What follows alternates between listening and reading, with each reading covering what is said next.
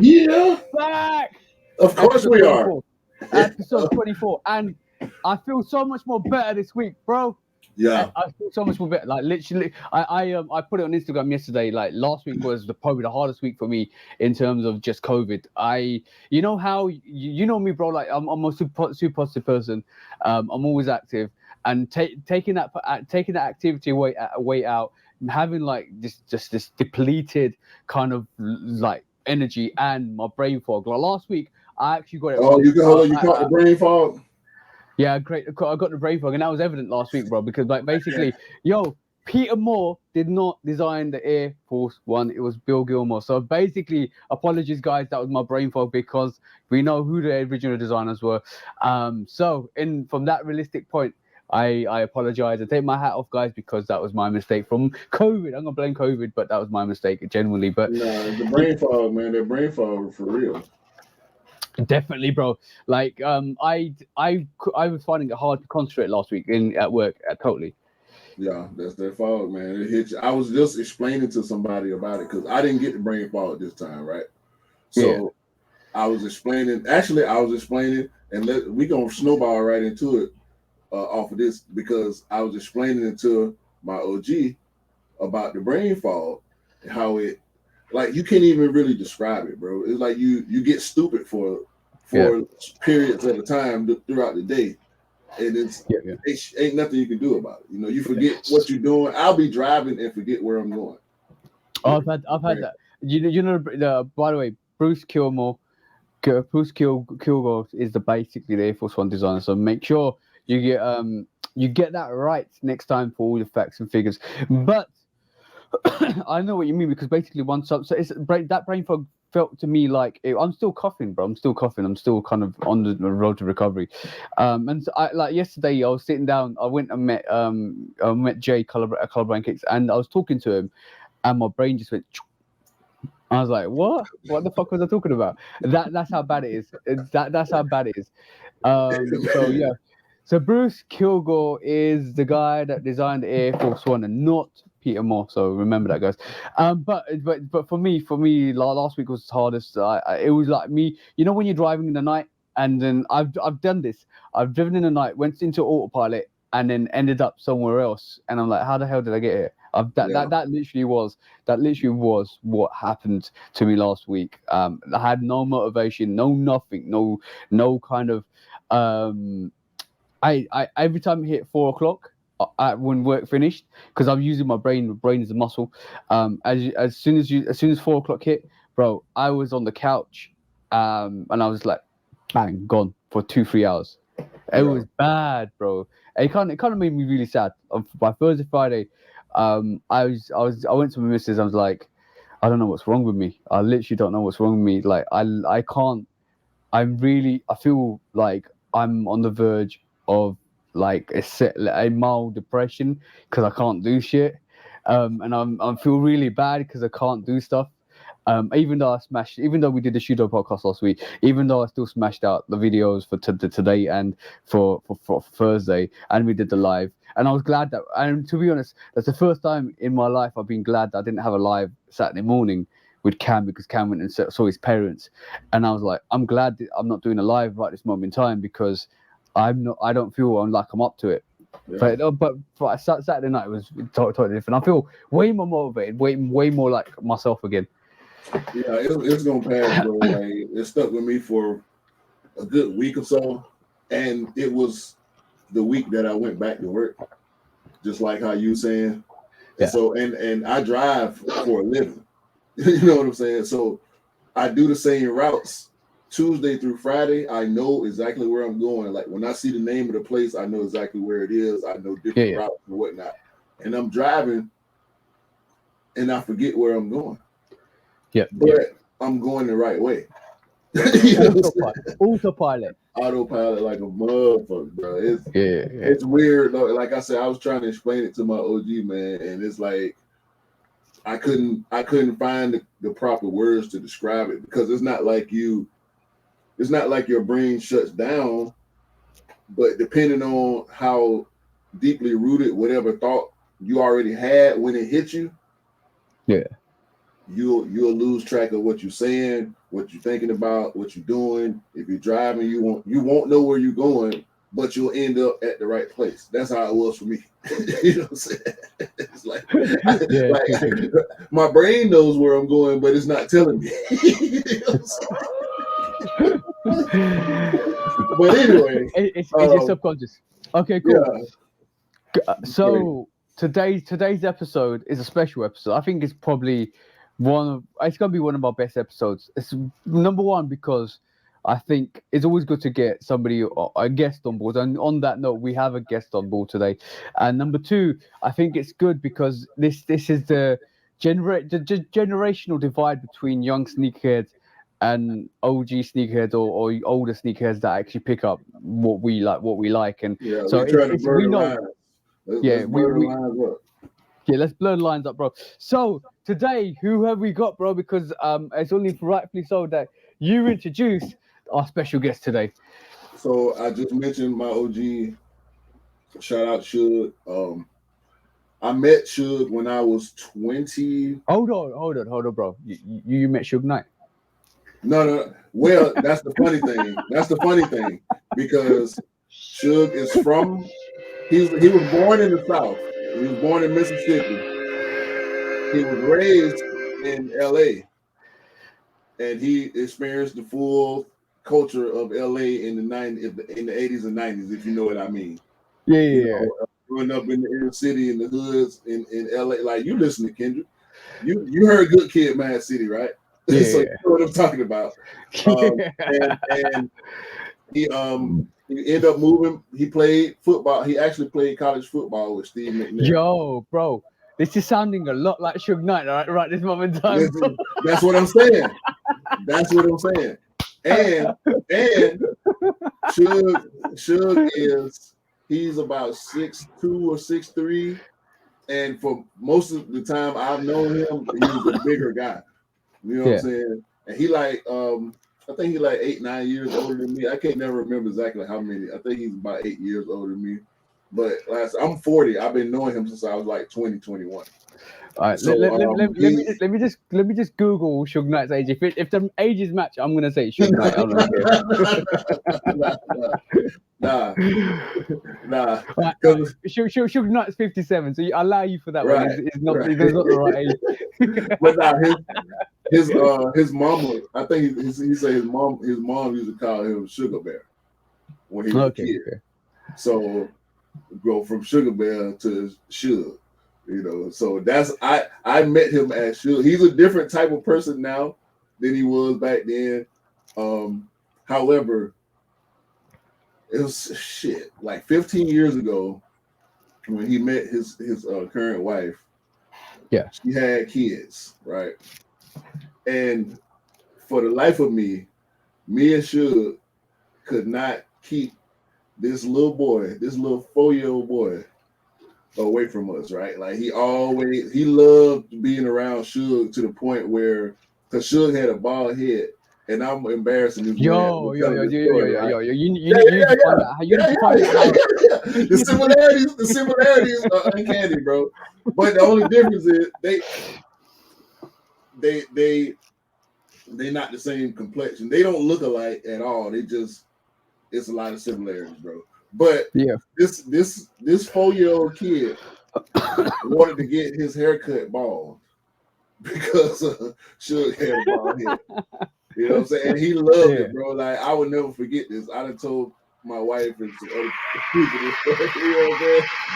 But that was our little problem. And I used to call him Lil Kim. used to joke with him, have so much fun with him all the time. But now he is a man. He is my nephew. He is my little brother at the same time. We got my partner, my family. It's the mini shoot off for today's episode. The mini shoot off for today's episode. Yeah, nah, he'll hold shoe dog. I got one reason. I got one reason why he a whole shoe dog. But what's going on, cuz? But y'all, thanks for having me. Well, no worries, bro. Welcome to the Shudo podcast. Okay, cool. Before we go into the complexities of the actual Shudo podcast, tell us your to give us some of your background. Give us your age, where you're from, how like literally give the people some information of who you are, and how you got into sneakers. So let's break that down. So my name's Kevin. I'm 19 years old, from East Point, Georgia, South Atlanta. Swats. I got in the shoes. Really started in middle school. So how I really got it, because I was like shoes, everyone like shoes, but how I really got into shoes heavy. I had a friend named Eric Brown. I met him in seventh grade, and his older brother he used to restore shoes, Mm. resell them, Okay. or resell them. And then one time I went to Eric's house, I just see all these bottles of Angelus paint and all these have done shoes. And to me, he's customizing the shoes. He like customizing the shoes. But when I found out, you can restore and resell them, that's when I started going to my thrift stores. This like 2016, reselling really wasn't a big thing. It was always, sneaker con. That was the big reseller thing that you really see most often. But since middle school, I started reselling shoes, and then I started buying more. And when I was younger, it was a shoe I didn't want. I eventually started to buy it. Cool. Yeah, I was told that you did customs, but I didn't know that you were into customs and restorations for as Yeah. long as you've been. Like, and for like, do you see a lot of that? Were you seeing a lot of that when you was coming up, like in school, or was it just like you and another person, or just you? It might be me, another person. It's really, really rare. Like to find somebody that restores shoes at my age is really, really rare. Like finding somebody that actually know about restoring shoes, how shoes work, the materials is very, very rare. Because I don't really know much. I kind of learned from a channel called Rejuvenator. Yeah, Yeah. Vic everybody Almighty, heard Vic from the Almighty, show. yeah. Yeah, Yeah. Everybody knows. Everybody knows Vic Almighty. Trust me, he's one of the legends in I this. don't But I don't do restorations, and I watch Big Almighty. Because Vic Almighty got into the custom side of it. Yeah, custom and definitely his restoration work is top notch, man. Like he some of the custom stuff I don't really agree with, but when it comes to custom is your idea or the customer's idea. So I think the best restoration I've seen from Vic Almighty, not best, but the one I'm like the most is the Jordan 3 Travis Scott, where Yeah. when he turned it to baby blue. That was awesome. That was an awesome yeah. colorway. So when you started, pretty much you started working on shoes. Yes. So were you? What was it always? I'm pretty sure it wasn't, but was it always something for somebody else, or were you going back getting stuff that you wanted to? Getting stuff that I wanted. Like it's funny how popular dunks are upon my generation because at a certain point in time you get talked about for having a pair of dunks. Kind of like they kind of call it like a fake Air Force One. What? Yeah, cause Wow. Yo, bro, like it's been given names. The fake Air Jordan 1, the fake Air Force 1, the fake, bro. Like if you know the history behind the dunk, the fact that they sat and skateboarders took them on board and basically kind of just made them their own. It kind of give like the dunks were around before the Air Jordan 1s were, but the Air Jordan 1s obviously Exactly. took Air Jordan 1s took off popularity because of Michael Jordan, and the dunk sat. And then once the dunk sat, they were like, all right, cool. You know what? If these are gonna sit, we're gonna pick them up for sale and rock them and skate them. And that's the history behind that is so awesome. So, I find this a lot with a lot of sneakerheads, not even the younger generation, the older generation as well. They stiff their nose up to a lot of silhouettes, and you're like, why? why though? Like, why do you sit there and not give the sneaker the respect it deserves? Because like in retrospect, when you look at a sneaker and the person who designed the sneaker who actually kind of put so much passion and love behind that design and the colorways, and always like I remember all the dunks being in those university colorways, like all the school colorways, It was a college shoe. college shoes, exactly. So yeah, exactly that. See what I'm saying? So it's like you got to pay it respect, because like when it comes around, this is why I never diss a sneaker or never say it's dead or never say it's not relevant, because once it comes around, you'll be eating your words. See what I'm saying? Once it comes around, you're like, well, if you like, so I always say it's not for me, it's not my cup of tea. And then what it like, if it grows on me, then it'll grows on me, and then I'll pick it up. But never disrespect the sneaker, because you might be eating that humble pie one day and saying, "Oh shit, I should never have said that about 5 years ago." Yeah, and you're looking crazy. And that's the thing. Like with dunks, bro.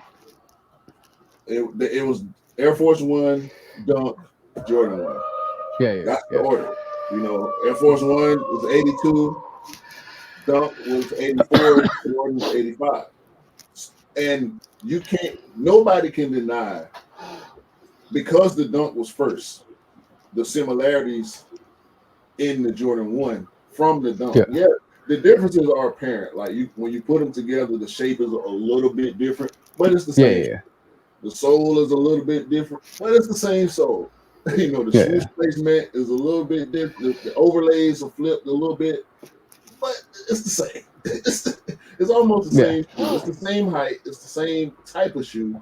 And when you look at the Air Force One high, it's the same difference. You look at, you know, like you look at a Chuck Taylor and you look at Van Skate High. It's the same. So you got to look at it like it back in. This is what I say.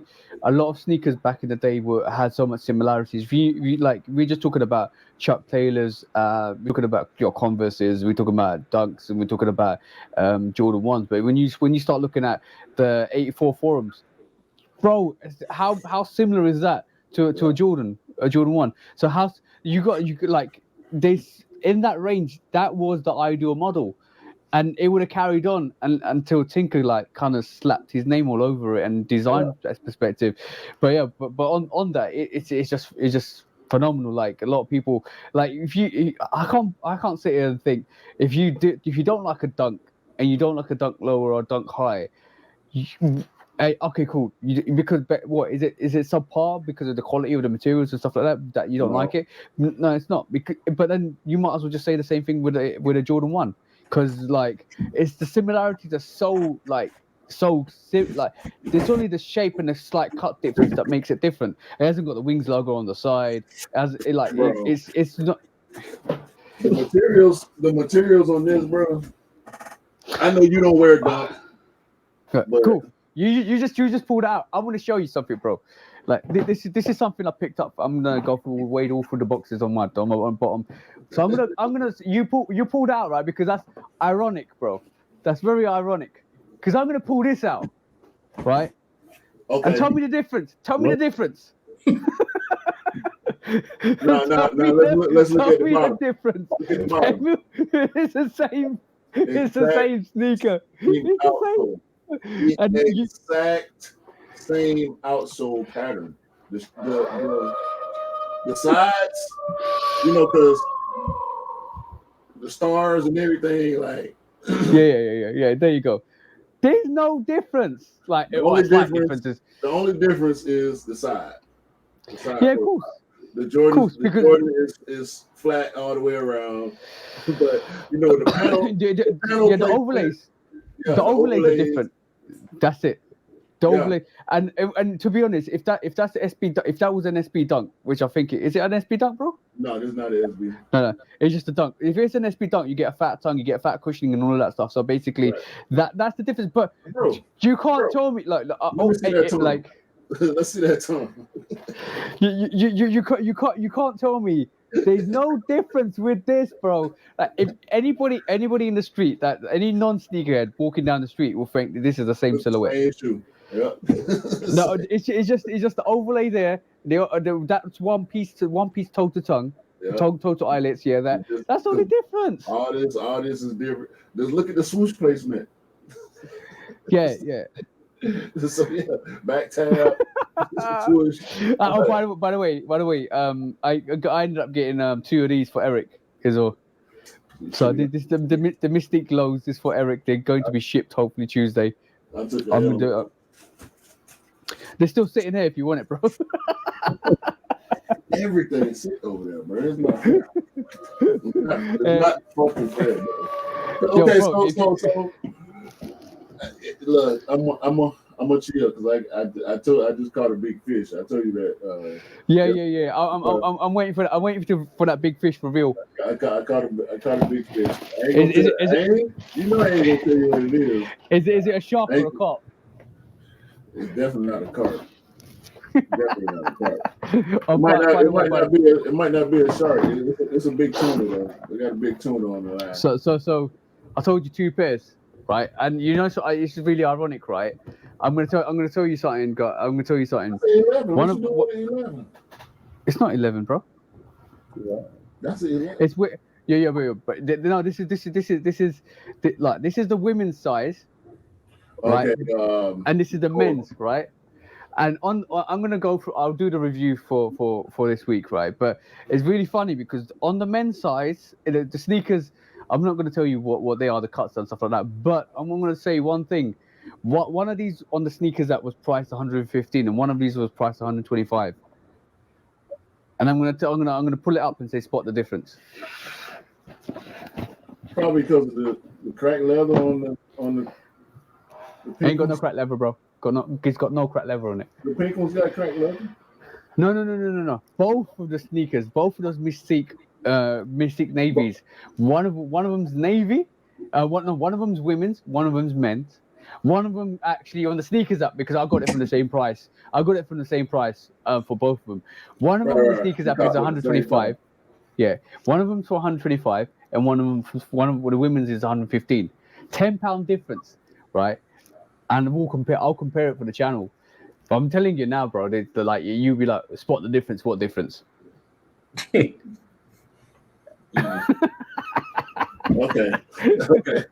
So story time. Family friend got a son. I think he's like 17, 18. We wear the same size. I got some shoes for sale, size 11, retail, hit me up. I got some shoes for sale, right? So my wife says, he been doing good in school. He had a little trouble patch or whatever, but he back on track. So, like, which one of them pairs that you're selling you want to give to her? After much deliberation. No. Q went to the toilet and cried. A little bit. My tears. I'm trying to sell them, right? So I land on the brotherhoods, right? Because I don't think I'm gonna wear them. Okay. To cut your story short, start slightly, right? No. Carry on where you stop from. Yo, Kevin, do you reckon Q basically sabotages grades?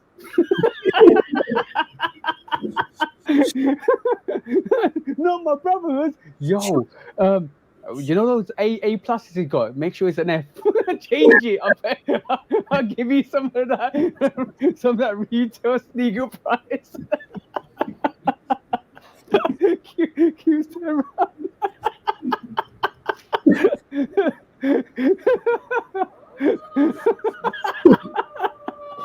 Go on, keep carrying your story, bro. So like I was saying, what I gotta deal with, right? So I land on the brotherhoods, right? And the dude said he don't want them. He said he ain't really into ones, or he didn't like the colorway, or something, whatever his reason for not wanting them. He didn't. This is a free pair of shoes, right? Now, if anybody walked up on you, I ain't gonna say walked up on you, somebody you know, for whatever reason, they say, hey, and you know this person deal with legits and all that. This person say, "Hey, I got these ones, man. If I keep this one shoe, my house is gonna explode. I don't want no money. Take this shoe. You don't like the shoe. It's the ugliest shoe in the world to you, but it's a Jordan 1. It's the worst. It's the worst Jordan 1 high in the world to you." And this person it ain't even got to be a Jordan 1. It's a Jordan. It's a Jordan retro colorway that this person just want to give you. Are you gonna say no? No. Why? Kevin, I need help, bro. Like, what's going on in the young sneaker community that will make a man say no to a free pair of shoes? Like, help me out here. Okay, in my opinion, it's all about hype. What everyone else has, what is hot now. So with all the Jordan ones, just all the Jordans that have released in, let's say, the last 6 months, Brotherhoods wasn't the hypest. It wasn't a favorite by many, but like most people wouldn't wear an Air Trainer, you know, Air Max is kind of going out of style. Now, it's just certain shoes people want to wear just because it's not big hype around it. Yeah. But that's why I think someone probably say no. Me personally, I wouldn't. It's a free pair of shoes. Right. But I really feel like like sneaker game now is all based around hype. That's why you see so many general release pairs still sitting because there's no collab to it. This celebrity didn't wear it. You know, everybody want a Travis Scott, a Yeezy, something that has a name along to it. I believe. I like that thought process actually because what you just said is spot on. I think right this moment in time, there's a lot of sneakers releasing back to back. So like that's one contributing factor. Collaborations are so overdone now, overcooked. So it's so common that a GR might as well just be a collaboration now, and a GR or general release sneaker is no longer a GR sneaker. It's an outlet bound sneaker now. It's literally it's like upgraded. Then like me and Q was having this discussion the other day actually. For us from our perspective, and we've been here a lot longer and seeing what's happening with the market. From our kind of look into it, it almost feels like if there was no collaboration sneakers, if there was no like Travis Scott or J Balvin's or Mason Chateau Rogues or anything like that were coming out, Jordan Brand would need, or any other company would just release the same old stuff that they were releasing 5 or 10 years ago, and they would sit like they're sitting now, but there'll be no option, and then the sneaker game will be dead. Like in terms of what we're expecting or all the hype stuff that we're expecting, and there will be no there will be no resale from that. And then this is why I think in the next 5 years, anything that's a GR, right this moment in time, we've seen that anything that's a GR, there's no resale value, and there will be no resale value going forwards, and everything will be collaboration, unique sneakers. So if they didn't up their collaboration game, and shout out to Kanye West for forcing this upon every other brand, because every other brand was static until Kanye kind of kept pushing out Yeezy, and then Jordan Brand sat there, and in 2015, 16, 17. When Yeezy was out doing Jordan Jumpman, and they sat there and said, "What can we do to fight what Kanye is doing?" And they came and just smacked you with collaboration after collaboration after collaboration, and then they got themselves up there. But now it's so oversaturated that we're sitting here, and yo, bro, these sat over here, and I doubled up. Like how do you get double up on a retail pair of these? Like 2 years ago, this you will not have a chance to double up on them. Hell no. Even that the Travis 270s, bro. People didn't like that shoe. No, they didn't. But and see this the weird thing, right? About hype. Old hype holds its place, right? But that shoe is not worthy of the hype that I think it has right now, and it definitely wasn't worthy of the hype that it had at the time that it released. Yeah. But because of the time that it released, because we were in the middle of the pandemic sneaker rush, that the sneaker bubble that now has burst. You know what I'm saying? That bubble built up. Yeah. We're seeing the afterwaves of that burst, Yeah, bro. during the pandemic, the bubble kept swelling and swelling and swelling and swelling until we got to the beginning of 2022. All of a sudden, after the patent breads, the whole bubble popped. The No, patent bro, breads, people was thinking this shoe is gonna be an $800, $1,200 shoe moving forward. bro. Nope. No way. I look. Kevin, if you look, I'm gonna tell you one thing. With me, right? Q knows this. Q knows this really well. With me, I always look at trends. I always look at the market. I always analyze. I'm very overanalyzing stuff. So when and this is when we talk about some of the other subjects in this whole thing. So when the Travis Scott Air Trainer one, Travis Scott Jordan 1 fragments came out, right? Before that, Jordan 1s were sitting. Like you start to see a pattern. Jordan 1s will start to sit, Over there. and then over here, by the way, over here in the UK.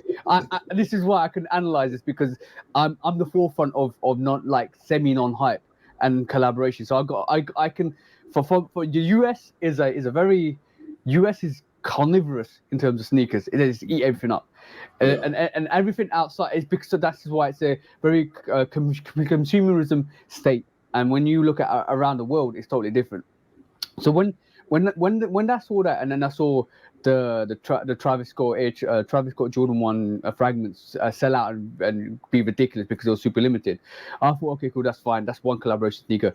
But then from then on, everything Jordan 1 just sat. Everything sat. Pollens, bro. I had like 7 pollens in my hand. Yeah. I had 7 pollens in my hand, and I was like, "Yo, take. Here you go, everybody that wants to take." You still got like two or three of them. Yeah, I got 2 of them. I've mashed up one at the back there, right there. I'm doing custom on it. I remember. So I'm thinking, all right, bang, sit, and then like everybody like right this moment in time is exactly the same time that a pattern bread. Everyone was talking about the pattern bread ones, and everybody's now talking about the Chicago ones. And I'm saying the same thing. I'm saying the same thing and the same energy right this moment in time. And I want to believe you. I want to believe you, but I don't. Bro. It's not gonna be a pattern bread one situation, but it's going to be a sneaker that you can get if you put it in for it. Trust me when I say this. So at the same time last year, everybody had the same energy for the pattern bread ones. Same kind of like, yo, this is coming out. We're gonna get this. This is gonna be super limited. I was like, you know what, all the Jordan 1, there's no hype left for the Jordan 1s because they're sitting like crazy. And then come around every single Jordan 1 since then has been sitting. Pattern bread ones came out. A lot of people, I got my pair. I got E a pair. You got your pairs as well, didn't it? E and Q. Nope. Do you not get a pair? Nope. Oh, come on, bro. How do you not get a pair of those pattern bread ones? They were hard to get over here. Okay, cool. So that's why I always have a contradiction to what you're saying sometimes, because here and it's state to state here. It's not like, the UK is the UK. Yeah. You got the way y'all culture is set up is totally like it's. Of course, there's gonna be similarities. A sneakerhead is a sneakerhead, no matter where you're from, no matter. And we finding out from Kevin, like, no matter how old you are, no matter your circumstances, a sneakerhead is a sneakerhead. We know we got different types of sneakerheads, but the culture difference from the UK to the US, like you said, it's carnivorous here, and that's the mindset that I have to maintain. Even now, I think that's going to change. I walked in the store recently, and there were Marinas on the shelf, retail. Yep. There were Brotherhoods on the shelf. There were the yellow 13s. What's the name? I can't remember. Were they Del Sols? The Del Sols. Oh, so yeah, Del Sols sitting on the shelf. So being able, it makes me feel good to see that again. But I think it's going to still be a while before it get back to the way it was in a 2017, couple of which years. is the way, Couple of years. yeah, A which couple is the way that you seeing it now. Because I can Yeah. remember last year and earlier this year, especially during the holidays when the dunk craze really hit, when they was doing the different variations of the dunks, you were able to walk in stores and pick up retail pairs. Like the Yeah. acid dunks sat Yeah. crazy over there. The Oh, other there's still pairs. There's still pairs here, bro. exactly. And they starting to restock now Yeah. because Nike is seeing Nike and other companies because collabs like Asics, the Asics collab, the Asics Gel 3 Light collabs, bro. A lot of them shits be so dope, man. Like I ain't pulled the trigger yet. I want to, but it's something about that split tongue that I don't like on the Gel 3. But a lot of collabs, bro. New Balance collabs. The Ame Leon Dor 550s. Restocking. Also the J Down 990s. Yep, JJ Jones. Like so much stuff is starting to be available now. Yeah. But Yeah. I'm gonna stick to that mindset that Oh, you're yeah, not yeah, gonna be yeah, able yeah. to get it. So you're gonna have to try as hard as you can. You're gonna I have to will. let I will tell. yourself I will figure out. tell. I will tell you what. I tell you why. I still have that mentality. This is why I don't sit on. I don't sleep. If you wanna sneaker, don't sleep. If you want to sneaker, don't sleep. But like, come around the pattern bread just before the pattern bread's release. And Q witness this my mystic powers. Like the mystic navies. I said in November, bro. What did I say in November? I'll let you say it. Well, first you said because that was you remember. Do you remember last year when all the pushbacks hit? Like everything, the date was changing. The whole fall collection got pushed into this year. Like we were supposed to get J5s last year. All Yeah. that stuff Yeah. got pushed back. So we thought initially, Mamma mia! right? We thought initially that the patent breads, or should I say, TJ initially thought that the patent breads were going to get pushed back. But here in the States, they didn't come off the calendar. So I believe they was going to release it. You didn't believe they was going to release because of the story. I remember that being a big conversation for us for at least a few weeks. You know, because it was supposed to come Black Friday and they missed that because of the pushback. Yep. But they end up dropping it anyway for New Year's, and we got a million restocks, and every time we got a restock, because I thought because the conversation at that point was, and it's really interesting when you're hooked in, when you lived in into it, because it's supposed to come out on Black Friday, it didn't come out on Black Friday, and I thought, you know what, the only time I think they'll release it is basically All-Star Weekend, because it makes sense, because All-Star Weekend make a special sneaker like the patent bread ones. So it didn't happen, but it came in between, which was like January time. Like December 31st is when I got my pair. Oh no, just before Christmas, I got my pair. Then everybody else started getting their pairs in January, and it kind of restocked. That was one prediction that kind of semi came true, but there was so many pushbacks that was easy predictable. There's one more, bro. What? There's one more prediction I said in November time last year, October, November time, about the Jordan 1. They're gonna start seeing. No.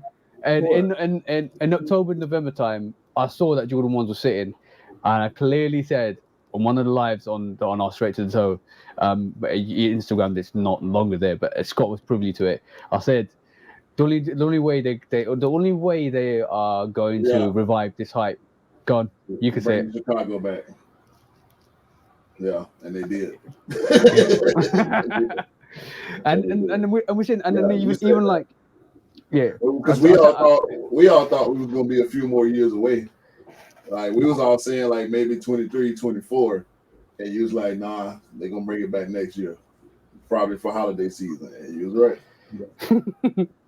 Well, you was right. but like what I sat there, and a lot of people were paying Joe, imagine this, Kevin. Like you're sitting there as a sneakerhead, and you're thinking, you know what, these patent breads are coming out. They're about £600 before, like 2 weeks before the release, and somebody's telling you, don't pay that pre-sale, do not pay that pre-sale, do not pay that resale. You get them. Would you believe it if somebody said that?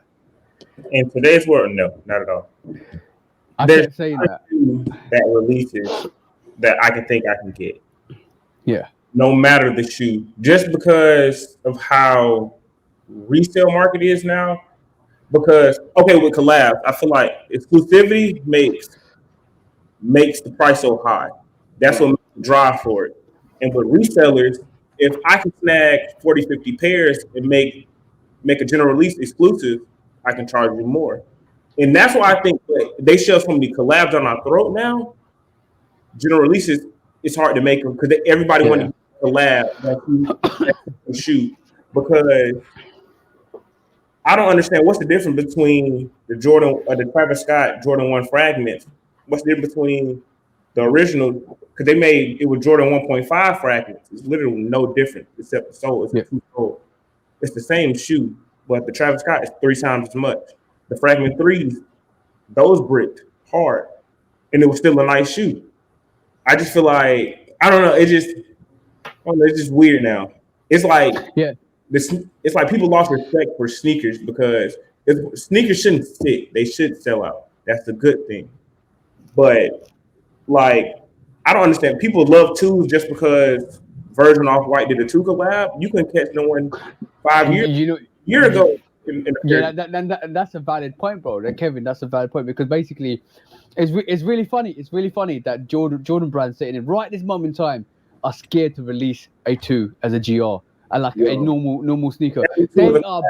They're bricking. They're bricking it. They're bricking it because they know at this moment. Look, what's the only 2 they're releasing that's a normal 2 without collaboration? The Chicago, and it's coming in full. It's coming in full. Chicago. And it's hype. It's hype. I believe, and I'm hoping because I actually like 2s.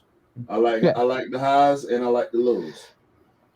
I want to see more 2 colorways. Now, how many of those colorways will I buy is a question of what the colorway is.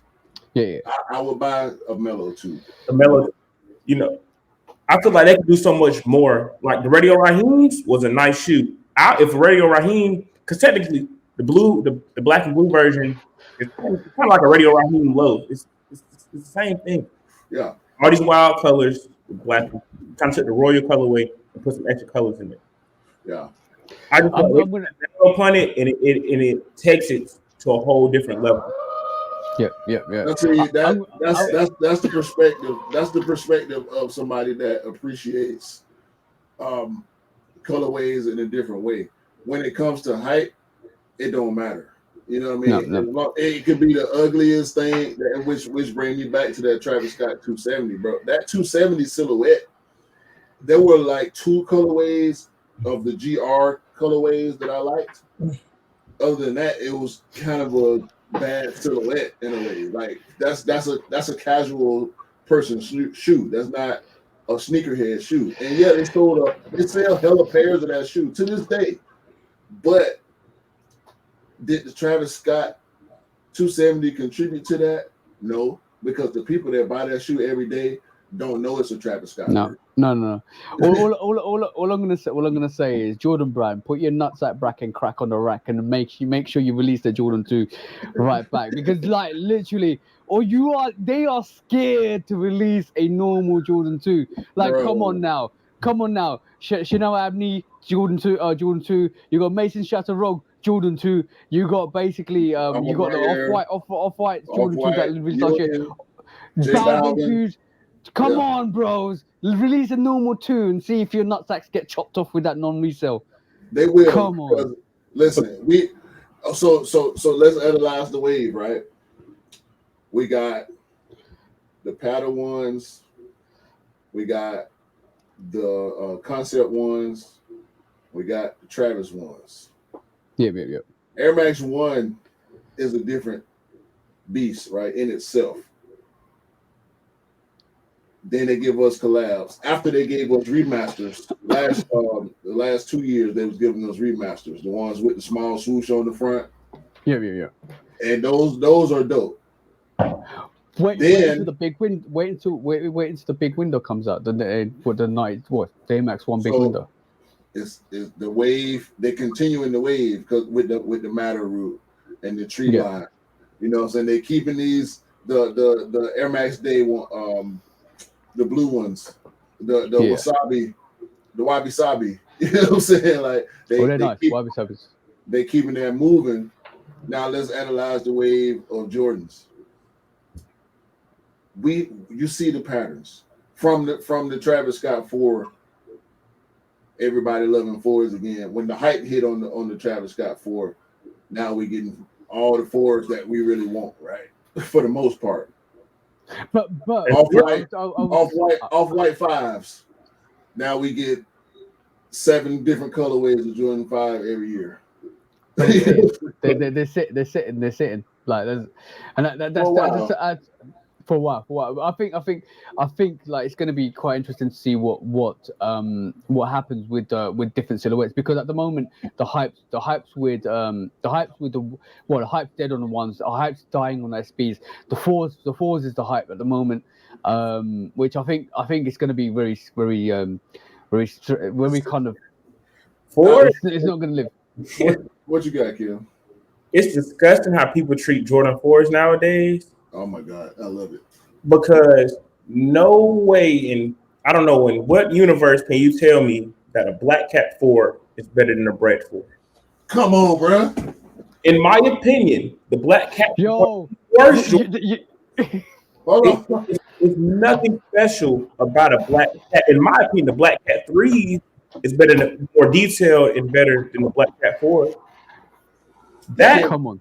You can't beat it, bro. That is come on. Jordan Shoes. But no way you can tell me that a Black Cat 4, and it's just the hype behind it. You know, they got TikTokers on it, all the, you know, the icon telling you, oh, you know, the dunks, the Black Cat Jordan 4, this is the shoe that you want. Bro. Yep. No. And you know what? It's just a valuation, because basically those bread 4s are literally going for like £400 here, and Black Cats are going for 800 in my size. So that it's the valuation. But I always like to drop some facts and figures. So I'm gonna say this. You know one of the massive facts of the day was the Air. We were just talking about Air Max 1s, weren't we? Mm-hmm. Yep. So basically, you probably know this. All the guys, Air Max guys, probably know this. When Tinker did the Air Max 1, or the see-through bubble, as you know, they basically Nike wasn't convinced that it would be, or Nike weren't excited that it was going to be a line that was going to take off. The Air Max line was going to take off, because they didn't know if a visible air unit was necessary, or it basically. Yeah, they basically thought it was a gimmick, and they basically thought like, okay, cool. Well, I don't understand this. What it's exposed. You could puncture it, all of that stuff. They was like not with the vibe. So this shows you how much Tinker Hatfield was massively advanced of his time, like to come up with the idea. And like, if you didn't know Tinker, he was an architect, wasn't he? More or less, and he kind of integrated that into sneakers. Yeah. So when you talk about a person that actually knows stuff and knows designs and architects, and when you looked at a building that was almost like a see-through building, you can see the construction work from the outside to the inside. He used that for the air bubble to show the inside of the sneaker outside, so it kind of gave it a new vibe, new kind of expression. And bro, like, a magic winner, magic things happen. It is a gimmick. It's the greatest gimmick in sneaker history. Is what it is. Bro, like, and like let's. But we're still in the pickup phase, aren't we? Because have you picked up any other sneakers this week? I ain't picked up nothing this week. I took 2 L's on sneakers that I probably wouldn't have in hand at this moment anyway. So I tried for the Air Max 21 Orlando. They sold out in less than a minute on DTLR. DTLR was the only place to drop them. which was unfortunate. And I ended up stopping by a couple stores on my way home Friday, and they didn't get them in store. And I tried for the Mystic Navies and took an L on sneakers on those. So, Sadio, we need to start change those L's round to W's, bro. But we were just talking about Jordan 4s, and Kevin was saying how disrespectful they're doing Jordan 4s, but this was a pickup this week. Red 4. It's a clean shoe, but those are shitty. They sitting. Yep. What you seen them sitting? Yeah, they was in Cumberland Mall. They only had a couple sizes, but still they're still in there. Yeah. And then, well, I know where I go to school at in Statesboro, Georgia, 3 hours south of Atlanta. You can really catch a shoe out there. Now they sell out way slower than they do in Atlanta, just because when a small country town, you higher chance of getting a shoe, and they get restocked more often.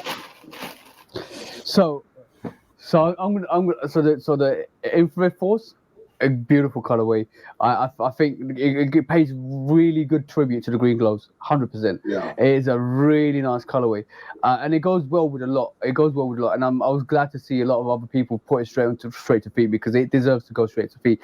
But well, I'll tell you a funny story, and this actually happened this Friday. So the sneaker came out last week, so Saturday, and this is where I copped, and I couldn't show on the Shoe Dog. I couldn't show on the 23rd episode because it came this week, just gone.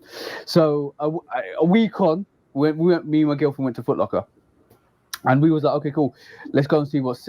She wanted to pick up some items from the mall, and I was like, cool, let's go. Foot Locker's there, so we walked into Foot Locker, and the infrared 4s were sitting right at the top there, and I was like, "Oh damn! Let me take a picture." As soon as I took my camera out, these kids came round, picked up the sneaker, went to the Foot Locker employee and said, "Can I get my size? I think it was a size 10 or 11 US." And the guy goes, "Oh no, sorry. Let me just check." And then checked, and that sneaker was the only sneaker left in the store for that size. And that was size 13. And this Foot Locker doesn't get pairs. I'm talking does not get pairs of sneakers at all. Right, really? And since I got the Obsidians there, and they don't get sneakers like the Obsidians came out like 4 years ago. They don't get sneakers. They have not been getting sneakers like they used to. So I thought, okay, cool.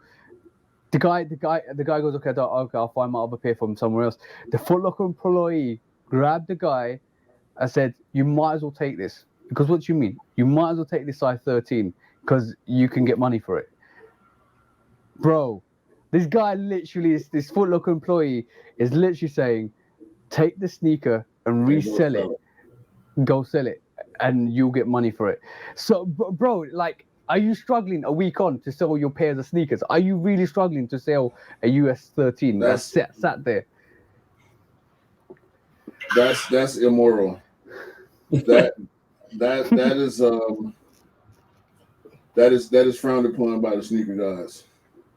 May he never buy another retail pair because he's encouraging you work at a bro. And I get it, right? I get it. The back door's open. Yeah, but you ironically you own the sales floor encouraging resale behavior. Yep. And you know what? Flag on the play. Flag on the play, bro. This red sneaker is dedicated to all these dumbass sneaker retail employees that actually you're gonna encourage resale to a person that's trying to get their size and put it on their foot. How dare you? That's blasphemy. That is sneaker blasphemy. The sneaker gods don't love you. Well, maybe they love you just because they're sneaker gods, and God's supposed to love the people they create. But shame on you. Shame.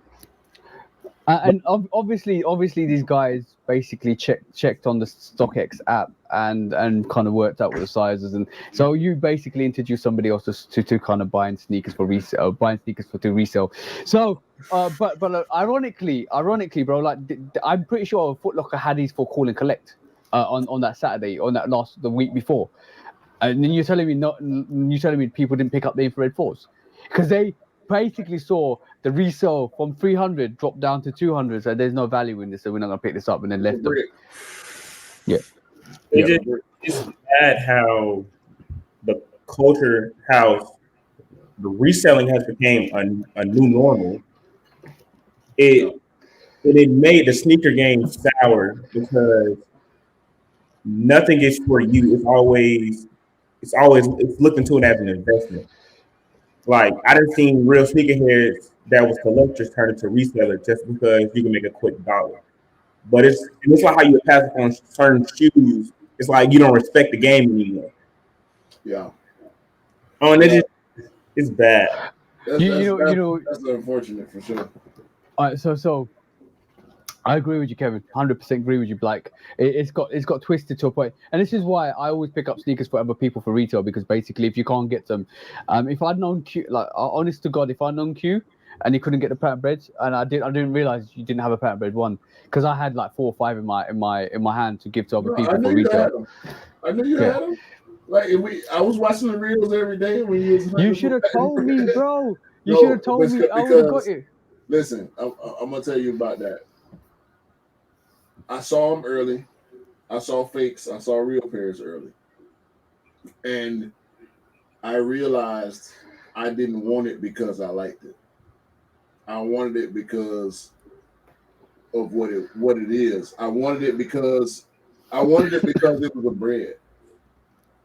If it was a matte finish or semi-gloss finish bread, I would have wanted it. I would have went a little harder for it. Okay, so you basically was a reserve kind of purchase. If you got it, you would have got it. If you not, if I had it in my collection right now, I can't say I would have worn it by now. Yeah, but that's not a statement to say, because I got shoes that I love that I ain't worn yet, right? But it wasn't a priority for me after I didn't get it initially. Yeah, my excitement for it died, and there wasn't that much excitement to start with. Yeah. But all I'm gonna say is if Q told me he wanted a pair, he would have a pair right this moment in time. He lied. No. You know, bro, what the hell? You're getting this for that because you know me already, bro. You're getting a yellow for that. Yeah, actually, that's how me and TJ met. Shout out to Mr. V. Mr. V. Vaughn is he's local to us. He actually live somewhere around me in Decatur. Sneakerhead, active on YouTube. Well, he not YouTube, Instagram. He was a lot more active back then than he is now. But shout out to Mr. V always. Shout to. We need to get Mr. V. We need to get Mr. V on the podcast too. But the Jordan 5 K54 is the reason why I know TJ. Because that shoe was a UK Europe exclusive release. Yeah. And so I saw Mr. V talking to this guy with an accent that I don't know, and on a live. And I asked Mr. V, I said, "Hey, do you know anybody in Europe that I can probably source this shoe through?" And he gave me 2 names, one of which was TJ. And now TJ is like my best friend and shit. Yo, but that was quite an interesting story because I actually copped for you and I actually copped for Mr. Miller. Yeah. And both of it didn't work out. Like I'm talking, it did not work out for me to get the sneaker. By the way, I got taxed on it as well, and that's what made it even worse because I got taxed 50% on one, and it came up to 70 pounds on 50% on one. It came out to 70 pounds on top of the sneaker purchase, and then I was like, bro, I'm not gonna let you pay this £300 sneaker. He refused to sell me the shoe because he knew how much more it would have cost me. versus buying it resale. Yeah. And then on top of that, to just give the alley-oop slam dunk, I sent Q the collect price for it, which was way cheaper than I could get it. I was like, yo, bro, take that instead. I'll live with the consequences of what I've just done. just take that. Check this out, Kevin. You know about exchange rate, right? Yeah. So the exchange rate on dollars versus pounds is $1 for $1 for £1 for TJ is $1.25 for us, right? So you keep doing the math, you get up to $200. Yeah.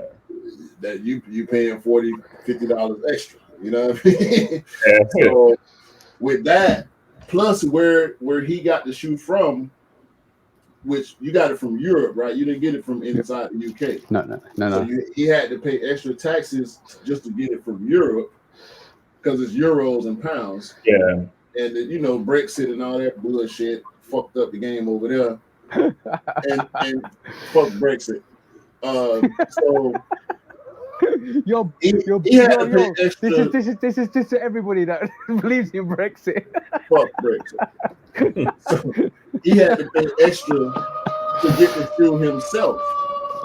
Plus, the shipping would have been like $80 to get it to me. Which, in all fairness, he giving me the shoe for the price that he paid for it, and I'm paying the shipping because I want the shoe. Yeah. So I would have ended up paying about $400 to get that shoe. And on Collect, which is the European version of StockX, pretty much, I ended up paying like $310. Yeah. And the retail was $225, which would have been $243 for me over here paying DeKalb County tax. So, and I didn't have access, or did I? I think I had access to one release. I think it was In Clothing. Yeah. And because In Clothing is a European company, it's not a UK company. No. And Clothing is a UK company. It's the base is in Newcastle. So why do I pay more on In Clothing than I do on any other Europeans? Like BSTN is cheaper. I don't know. I don't know. Is cheaper than I don't know, bro. I don't know, bro. I don't know about that. I do not know about why N Clothing, but N Clothing is a UK brand. Okay, because the Jordan 4 Sashiko was $225, which is $243 for me here. On BSTN, I ended up paying $280. Okay. Because of shipping, it was like $30-something shipping. Yeah. So I don't know, man. But yeah, TJ saved me, and I got my pair, and they are legit. And I love them shits to death. Yeah, I refuse to send it to Q. I was like, bro, I'm not gonna pay you. I'm gonna make you pay this £400 or $400. That's ridiculous. Like, let me find you a pair that actually works for you. This is yeah, and I do not. This is why I always help out other people, because I don't like it when people resell sneakers to people I know as well. But so another Kevin, release. You resell, right? You're a reseller, right? Yeah, I wouldn't technically call myself. Well, I sell shoes, so. But you do a restoration, right? Yeah, a restoration resale. Okay. If I don't want it, if it's not my size, if it's not my size, I don't want it. I sell it. That's what I'm talking about. All right, cool. So you guys mentioned legitness a lot. So, what are your guys' views on the StockX thing? Do you guys continue to shop with StockX? Fuck StockX. They're getting this. StockX is getting this red sneaker. We're giving sneakers out left, right, and center today. Red sneaker for StockX. Oh, by the way, the fact that carry on, Kevin. I'll make my point after you finish. How do you guys feel about everything like with reps going around with legit checking? Have you guys seen like the eBay legit checking? Bro, the little chick. Yeah, I just can't see that being real, in my opinion. Bruh, she moving way too fast. First of all, listen, okay. If you work at McDonald's, that don't mean you're a burger expert. If you work at a sneaker store, that don't make you a sneakerhead. Two things can be true. You can be a sneakerhead and work at a sneaker store, but I'm a sneakerhead. I don't work at Foot Locker. I go in Foot Locker and I know way more than people that work in that motherfucker. Same thing with StockX. Me, you, or TJ could legit check a sneaker way better than probably the average person that work at StockX, because the average person that work at StockX might not have 100 pairs or 40 pairs or even 15 pairs of sneakers that they're not a part of the community. You see, they don't covet release. They don't know release dates and colorways and it's a job. You do your job because you need this check. All right. On that note, I'm gonna say one thing. Have you ever tried calling Nike call center? Yeah. All right, cool. Kevin shook his head no, but I'll give you a story. So I lost the Great Fives in the post, and they eventually turned up, and I got it for free. Long story short, but the middle of the story is, they sold out. Called up Nike call center and said, "Wait, you know where my package is for these Great Fives?" And they were like, "Sorry, we can't find it. It's lost in lost in transit. Blah this, blah that." And she goes, "Let me try and put an order in for you again." I laughed. I was like, "These are limited. these are limited. Like, not limited, but they're sold out. You ain't gonna put an order in for it." Like, if you want a perspective of how it is for anybody that works at Nike that doesn't know sneakers, that's the prime example. And some yo. I called size once or size. Yeah, this is crazy. So I went and called size and asked them. I called one of the other sites I'm not going to mention because I don't really fuck with them anymore, like, properly. Yeah, bro, I called them and I said to them, "Yo, are you getting these midnight navy sixes tomorrow? Or not, actually, on the release date? Have you got these midnight navy sixes sitting in your store?" "No, we don't have them. Sorry." Okay, cool. I drove in the area anyway.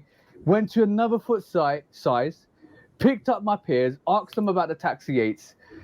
They said they're not getting them. Walked back out, went into the store I just called. They were sitting on a shelf. Bro, I was like, UMFs, pretty much. I got two quick ones for you.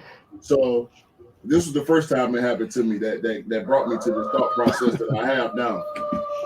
For Orlando 10s, I see them on the website, right? There's the pickup option. Purchase and pick them up. You buy them online and pick them up at the store. Pretty much a reservation. So I'm like, nah, let me double check. Cause I know how this shit go. Call the store. No, I'm lying. Stop lying. That's the second story with the phone call. I go to the store because I see them on the website, right? I go to the store and I ask the chick that working there, "Y'all got the Orlando 10s?" She said, "The what?" I said, "The Jordan 10 Orlando." She said, "What they look like?" "You work at Finish Line. What you mean what they look like?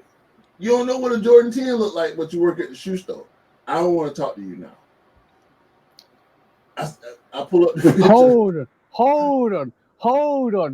She literally said, "I don't want to talk to you because I don't know my sneakers." No. That's what I'm thinking when she said that. I wish she would have. I want, man, look. And she a little young chick, right? I can't remember what she had on. But I mean, that's a telltale thing too. When you walk in the sneaker store, look at what the person you're talking to has on their feet. You don't want to talk to a person that's really wearing GRs if you're finna ask about something that's not a GR. If that person wearing Air Max SEs, you might not want to ask them about the new Jordan 1 that's coming out. So, long story short, I ended up ordering a pair from a different store, and I got more Orlando 10s. But just the other day, when I'm looking for the Air Max pennies, I go into the one DTLR store and I ask somebody physically there, y'all get them penny ones that came out today? He said, the what? I said, the Air Max penny one. Oh, no, we ain't getting no new releases today. He didn't know what the fuck I was talking about. But see, that's the thing with like people of our generation. They only care about what's hype. They don't. I don't think they go back. Like when it comes to King Griffey's, E-Max, Penny, even phone pods, it's like it wasn't a part of our growing up. That wasn't a popular shoe, so they don't care. But it still plays a big part into the sneaker culture. Like Yeah. you got your Air Trainer one. So thinking of Air Trainer, it's always the big thing with the Yeezy Air, the Yeezy, the Yeezy Air. But they don't think about the Air Trainer threes, the Bo Jacksons. Yeah. Those are still huge. I don't think people care. I don't think people care about the history.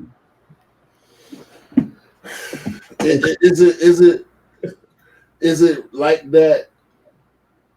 Like the sneakerheads that you know that are your age, is that the general perception for you? Like, is that what you see on the regular? Not just casual, or is it a mix? Like, does the casual person know what the hype shit is, but they don't know what the like you brought these up to me yesterday, and I was surprised. I ain't gonna lie, I was surprised when you brought it up. Where is it? You brought these up to me. For you to be 19 years old and bring this shoe up to me as something that you want for your collection. I was like, I'm gonna. damn, cuz know his shit. You know what I'm saying? And you know what? The more I'm knowing, the more Kevin talks, the more I'm like, yo, you ain't a young sneakerhead, bro. You got like a veteran sneakerhead mind on your shoulders, and it's great to see because this is how, to me personally, this is how I imagine a young sneaker to be like Kevin. But like, unfortunately, what happens is some people get diluted in the whole the aspect of like, oh, I want the hype stuff. I want the stuff that everybody else is getting. I want the exclusive stuff, and unfortunately, that's a big thing in terms of what we go through as people. Because there's some people, like, I'm gonna be honest with what I'm gonna say, because sometimes you gotta be honest and clear with what you say. There's some people that are meant to be sheeps. There's some people that are meant to be actual individuals, and that's the two types of sneakers that you got right this moment in time. There's the sheep that jump the most to get the hypest, and there's the individuals that just get what they want because they like it. And see, for me, right, I'm gonna just speak for myself. When I get on my Instagram, I got the best of both sides, right? Because I'm on the ground level with the people that we just love sneakers, right? Different colorways. You about to get us copyright struck. the people that buy GRs and we try to get the hype stuff. People like me, like, I just love sneakers. I love certain silhouettes in general. Like the 5 is my favorite. It depends on the colorway, but most of the time I'm gonna like a 5 just because I love 5s. But then there's the people that they just, as long as it's popular, it's cool. They're not really sneakerheads. They're not gonna rock a He Got Game because the He Got Game came out 5 years ago. I pull out a He Got Game right now. I know who's a sneakerhead based on who says what to me about that shoe. You know what I'm saying? If I get into a conversation with a person that's not a sneakerhead about the shoe that I got on, they don't really care about what I'm talking about. But when I tell them I'm wearing a 5-year-old shoe and they're like, damn, that looks like it's brand new. It's a fucking He Got Game. Who got He Got Game? People beat their stuff away. I don't beat my stuff because I'm a collector. He Got Game is a if I had a fucking 20, if I had an OG pair of He Got Games, it would mean more than the recent release, right? Because it's an OG pair. We know Yeah, that. The average person don't know that. They not valuing this stuff. They not coveting this stuff. I spent $200 on a pair of shoes. You damn right. I want to have that motherfucker be able to wear as long as I can. And I'm gonna keep it clean. I'm gonna try to keep it looking nice as long as I can. I'm not beating it up. I'm not going to hoop in it. I'm not going to hike in it. I'm not going to the gym in it. No, that's not my perspective. And I know there are sneakerheads that do beat their stuff. They think about it. It's a shoe. It's a tool. You know what I'm saying? It's something that's necessary. You gotta have shoes on when you go outside. You can be fucked up, right? I like it's very convoluted because basically I'm not having a dig at people that kind of want to exclusive stuff because but to me personally, like what gripes me the most is people that diss a sneaker 1 minute and jump on it the next minute because there's hype behind it, and then that irks me the most because like you weren't saying that a couple of weeks back, but now you've got it. Now you know, and you know what envy and hate is a massive thing because if you haven't got something, you're gonna diss it because you haven't got it. But then when you get it, you're like, yo, this is the best thing in the world. This is like crack cocaine mixed in fucking gold. Like, come on, come on. Yeah, it just. I think it all goes just back to respect just for the sneaker, just the sneaker in general, just sneaker game in general. Like my definition of hype is way different from what hype is now. Like Travis, break that down. Please break that down. Yeah. My opinion, like Scott, the J Brown, all those that's not hype to me. The hype to me was because that's to a point they're not that exclusive. Like what is hype to me is like a Do the Right Thing 3. Do you remember the Do the Right Thing 4s? It was 2 colorways. Shout out to you, bro. It was the black green, the white green, and it was that there. Though that's real hype to me, or like the Ben 9, kind of with like the stamp, how you got that in the intro. Yeah, that is real hype to me because it's rare. The quality was way better. It has a story to it. A Travis doesn't have a story along to it. Yeah. And you know what it is. You're talking the same thing we talk about every week. History, reputation builds everything beyond that, and everything is based on that. Without the history, without the recognition of what the sneaker did, what it was about, and how it came about, you will not have any of the sneakers that you have with the hype stuff. And the thing is, what you're talking about, Kevin, isn't hype, it's heat.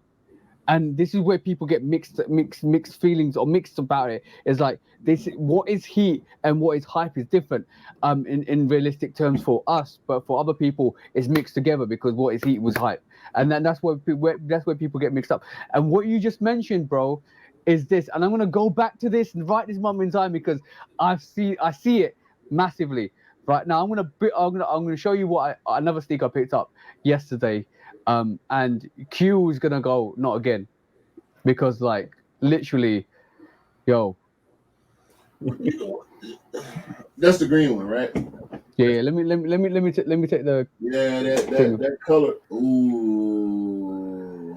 That kind of remind me like the turbo greens. Yo, You're the second person to say that. You're the second person to say that because he said, yo, that looked like the Turbo Green Air 21. This is a dope sneaker. It's so and you know what? in hand, bro. It look white or gray, like.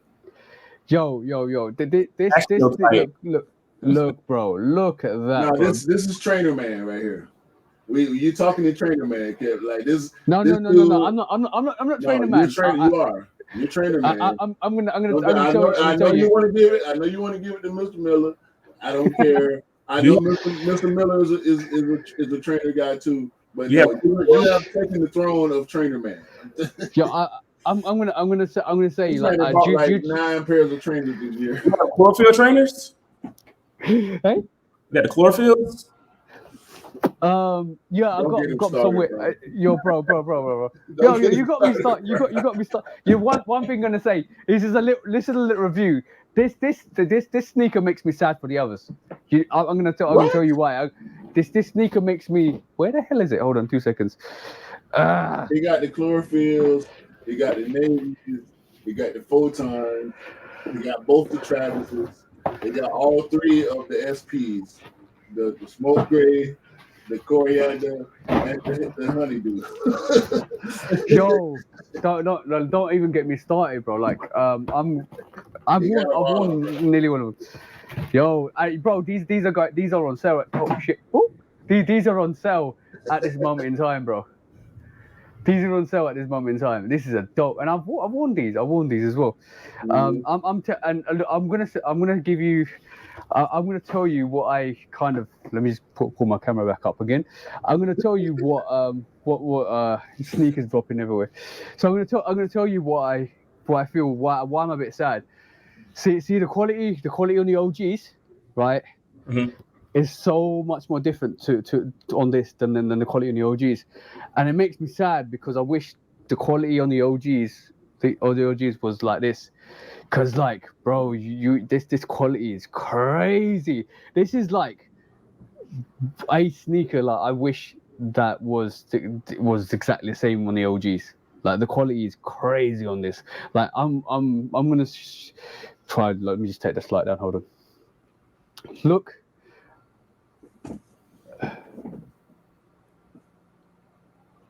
Look at that. That's short hair, but like, bro, like you see if you see, look at that. It's ridiculous, bro. Ridiculous. Yeah, that was nice. And I'm like, yo, and that is good. I'm not even joking. And you know the funny thing, I showed E. he was like, let me know when that goes on sale.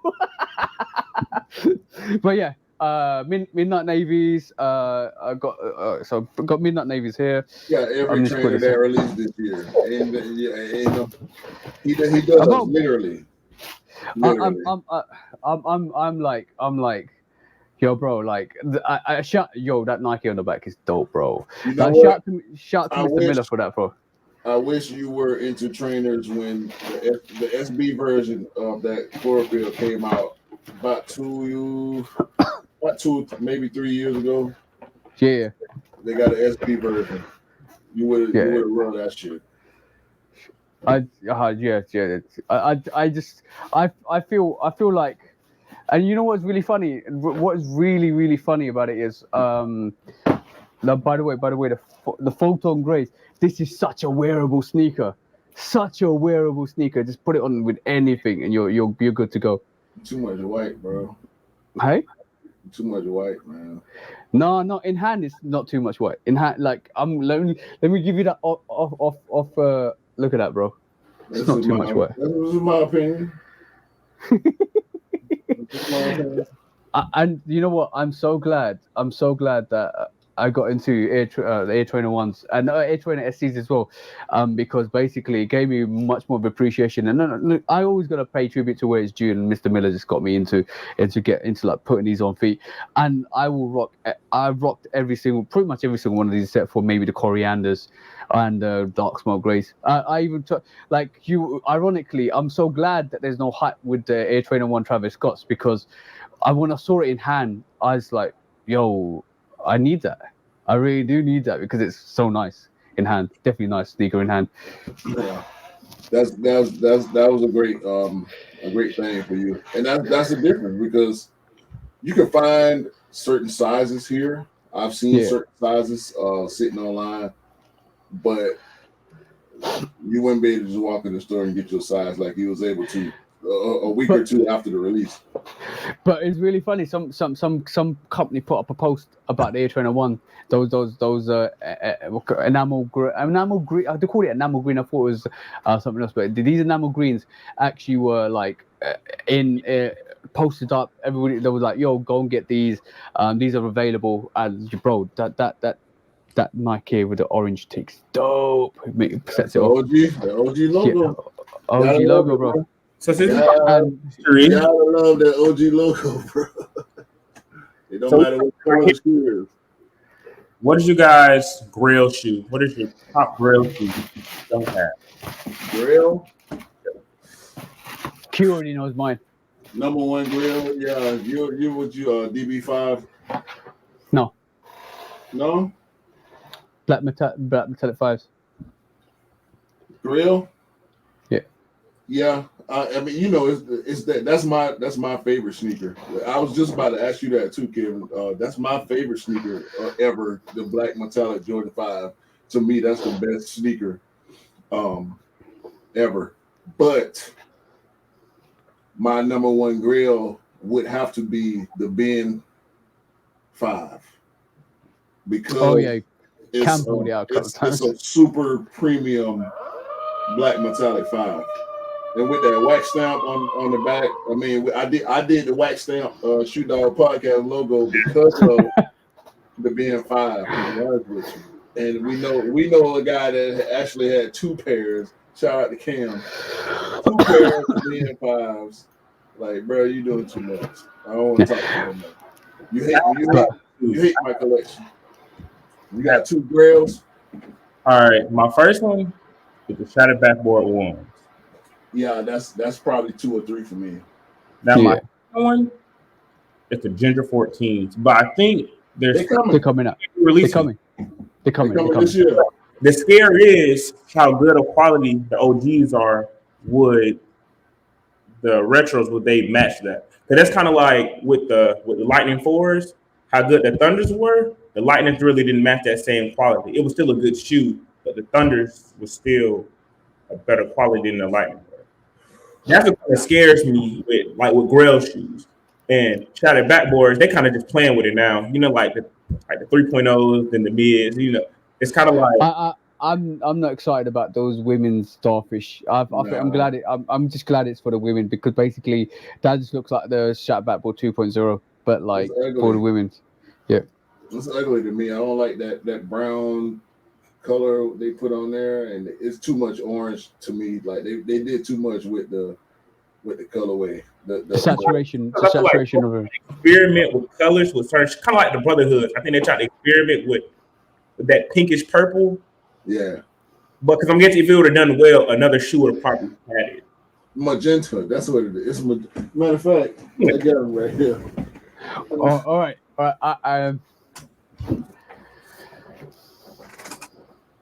What's your favorite silhouette, Kim? Well, I would say threes. Okay. Oh yeah, you are. What you guys say the most underrated silhouette is though? Underrated silhouette. Twos. Yeah. 15. 15s? 15s.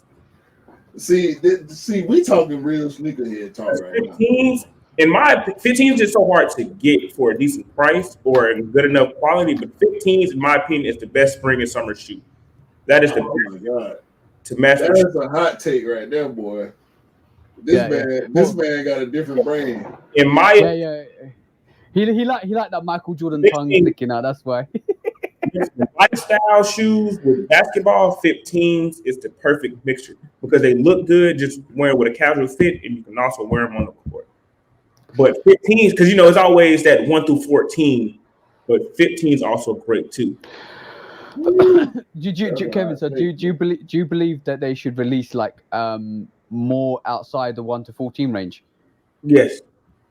I believe in my opinion, because it's all a business. I think that since it's always just 1 through 14, I think Jordan Brand knows that. That's why they don't release many. Yeah. 16s or 18s, bro. I need 16s and 18s. I need some of them. So I get they got it. They got it. Would you wear the 16 without the shroud though? Fuck right. That's the only way to wear it to me. I like they did a little release of the 18s a couple of years back. They brought the Toros back. Yeah, there was the Royal and the Breads they brought back. 100%. Eights are underappreciated, but sometimes I feel like Jordan Brand they play like with the colorways of the eights. They're too funky and all over the place. Like you can do, you can keep it simple with your bread, Chicago. You don't got to do everywhere with it. Like how simple, like you keep it just simple. Like the chromes, simple, all black shoe, chrome detailing. It's simple. The bug is simple. Imagine if they released the actual red suede 2021s again. Bro, them was tough. That was I want that. I wanted them to re-release that. I don't think there'll be no hype for that in the that's UK, really but that's the I only want that. 21. That's the only 21 you really see on social media is that red suede. I love the black midsole, that black midsole so outsole to midsole, then that red suede all the way through. That is a dope colorway. Yeah. And on that, bro, on that note, I'm gonna basically put you to the challenge, bro. Kevin, it's about time we did this. Is lose, choose, or dump. Lose, choose, or dump. Is you got three choices, and one of them is you lose it. That means you give it to everybody else. You choose it. That means everybody gets it, including yourself. You dump it. You erase it out of history, and you basically say no, thank you, no, It don't thank you very much. exist. Right? Like It it don't don't exist. even exist no more. Cool. Okay, cool. So now there's two. There's two of these variations for you, bro. I'm gonna say lose, choose, or dump. Casual, streetwear, high-end fashion. Okay, dump high-end fashion. After that. No, don't give me that Dior. Don't give me that Gucci. Don't give me that Bruh. Mason Margiela. You see why I love this dude? I love this dude. What's the two choices? Because I know how fashion. Casual, streetwear, and high-end fashion. So casual is like round the house. Streetwear is like streetwear. Like you got Palace, you got Hold on. Casual. Because casual can dabble into streetwear.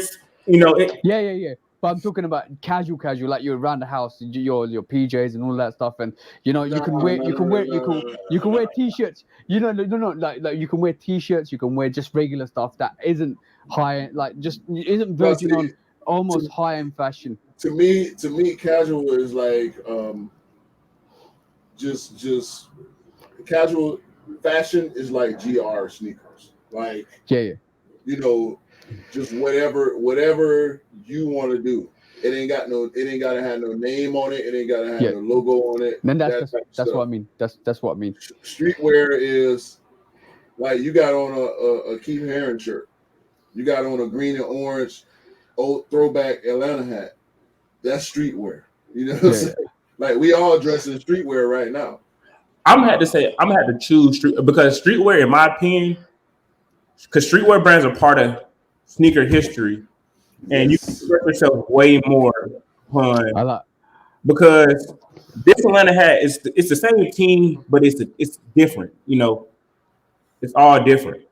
It's like you can express yourself in different ways depending. It's so many different streetwear brands. Yeah. With street, you can create your own streetwear brand. It's no, in my opinion, when it comes to streetwear, it's no limit. It's so different ones. And I like that because basically you chose streetwear. You lost casual wear, but you gave everybody else casual wear, and you just dumped high-end fashion and that runway fuha that needs to go. That has become that when your name becomes something larger than what it is. Like with Yeezy shoes doesn't have all the earth tones and no special color. Those are simple shoes. It may have a weird looking design to it, but because in my opinion, I could put Yeezy, Cactus Jack, all that. In my opinion, that lost streetwear. In my opinion, it became like Fear of God. Essentially, that's in my opinion, that's high fashion because it's not simple. It's not. Especially if you're charging like ridiculous amount of fees for a slide for Fear of God. $300 for a t-shirt. Yeah. All right. Cool. You actually gave me inspiration for another one as well. So we're going in. All right. So this is one for you. Yeezy, Nike, or Jordan? Lose, choose, or dump. Okay. Keeping it simple. I'm gonna keep it simple. This is a hard one. I'm gonna have to dump Yeezy just for respect of total. You make you happy. I'm a huge Kanye fan, but the thing is, Kanye, in my opinion, he doesn't match the culture that Nike and Jordan hold.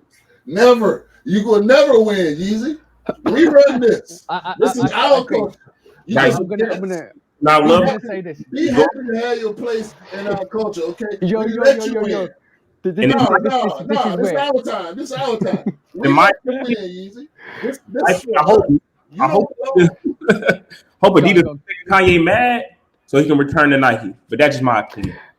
We're gonna talk about that. We're gonna talk about that. But like, I'm gonna say in 20 years time, Yeezy will be for the younger generation that's coming through what Jordan is for us lot. See what I'm saying? So that transition's happening as we speak, and also I feel like what Michael Jordan's done for Nike is what Yeezy's done, what Kanye's done for Adidas as well. So it's very very big similarities and very big things. But like for us, it's too early. For the younger generations that's coming through, it's not. They're gonna be repping with Kanye like we're repping with Michael Jordan. But yeah, okay, cool. So you got choose or lose. Now, between Nike and Jordan, this is where it gets hard because with Nike, you can go Air Force One, the variations of Air Max, the variation of Air Trainers, or your runners. It's so many directions you can go with Nike. But Jordan is just that staple on this planet to where it makes that decision so hard. Ooh. This is but just because of the variation and how much I can go with it, I'm gonna have to choose Nike.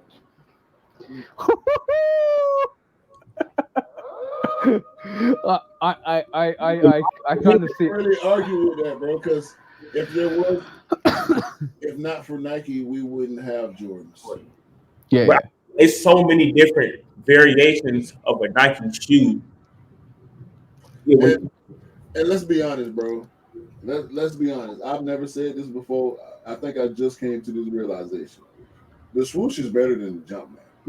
1,000%. The swoosh as a logo, as a representation for a brand, I think the swoosh is better than the Jumpman. and Nike Air on a Jordan, do I do it than a Jumpman? In my yeah. We love to see swooshes on Jordan shoes. Yep. That's 100%. 100%. I like that. I like the choice. But the Tinker pack of Jordan 3s where it had the swoosh upon it, it just flowed well. And you look at a Jordan 3, you think, no, I put a swoosh on here, but it just flowed well. Yeah. Yep. Bro, we talked about this a couple of weeks back, and that sneaker is so disrespected, in terms of what people kind of didn't like it, and didn't. And you know what's really even more disrespectful is they love the Justin Timberlake version, which you can't see the swoosh as much because it's all whited out.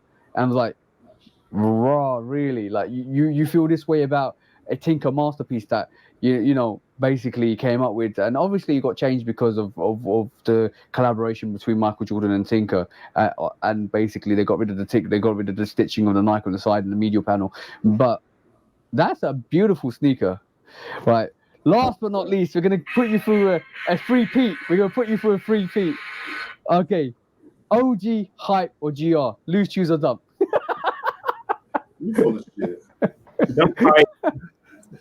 Don't hype. Don't hype. And I'm choosing OG.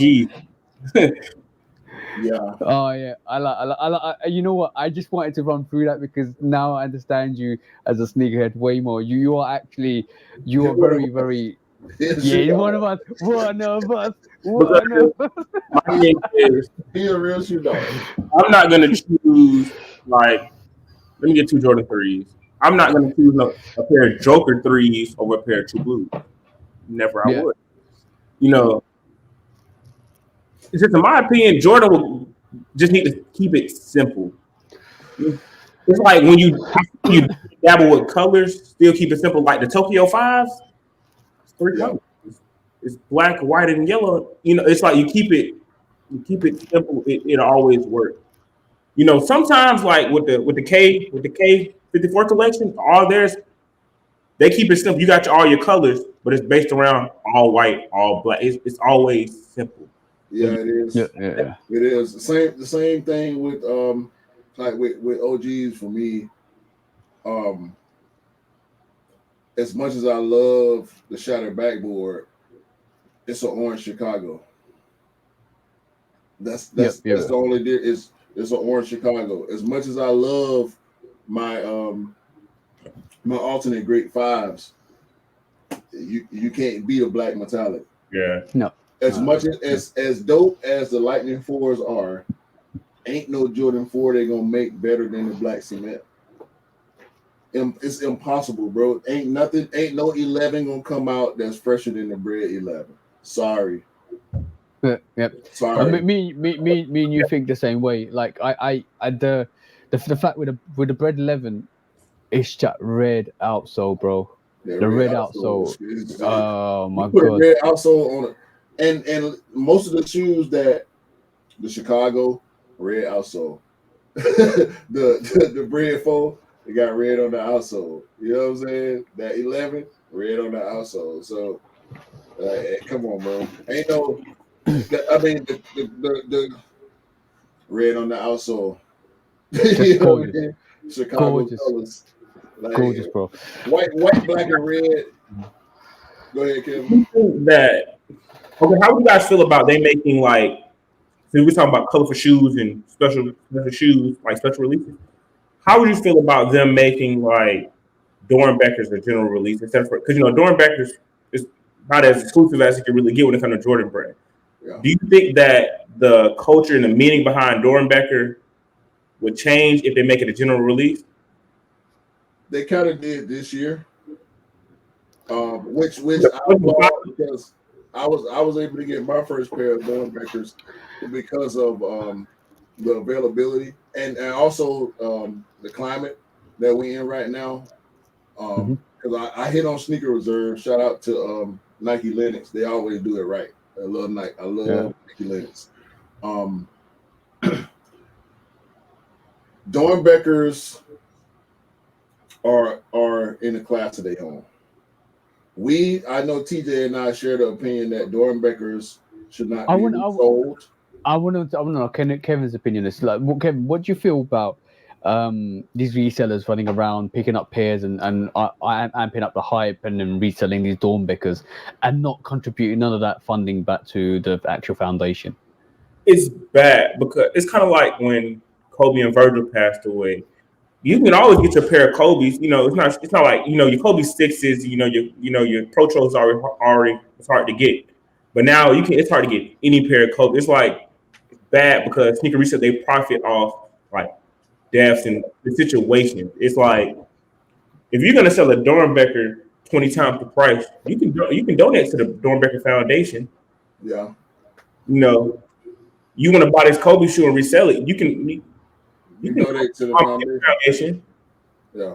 It's like if you're making all this money, you can donate a small amount. You sell a shoe $4,000, $500 is enough. It doesn't have to be an extreme amount. Just show your homage to what this shoe was sold originally for.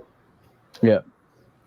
Nothing good came out of profiting from death. That's all I'm saying. But Dornbecker, bro, like it's as far as making them GRs, I think they'll get close. I don't think they'll ever be like available at every store.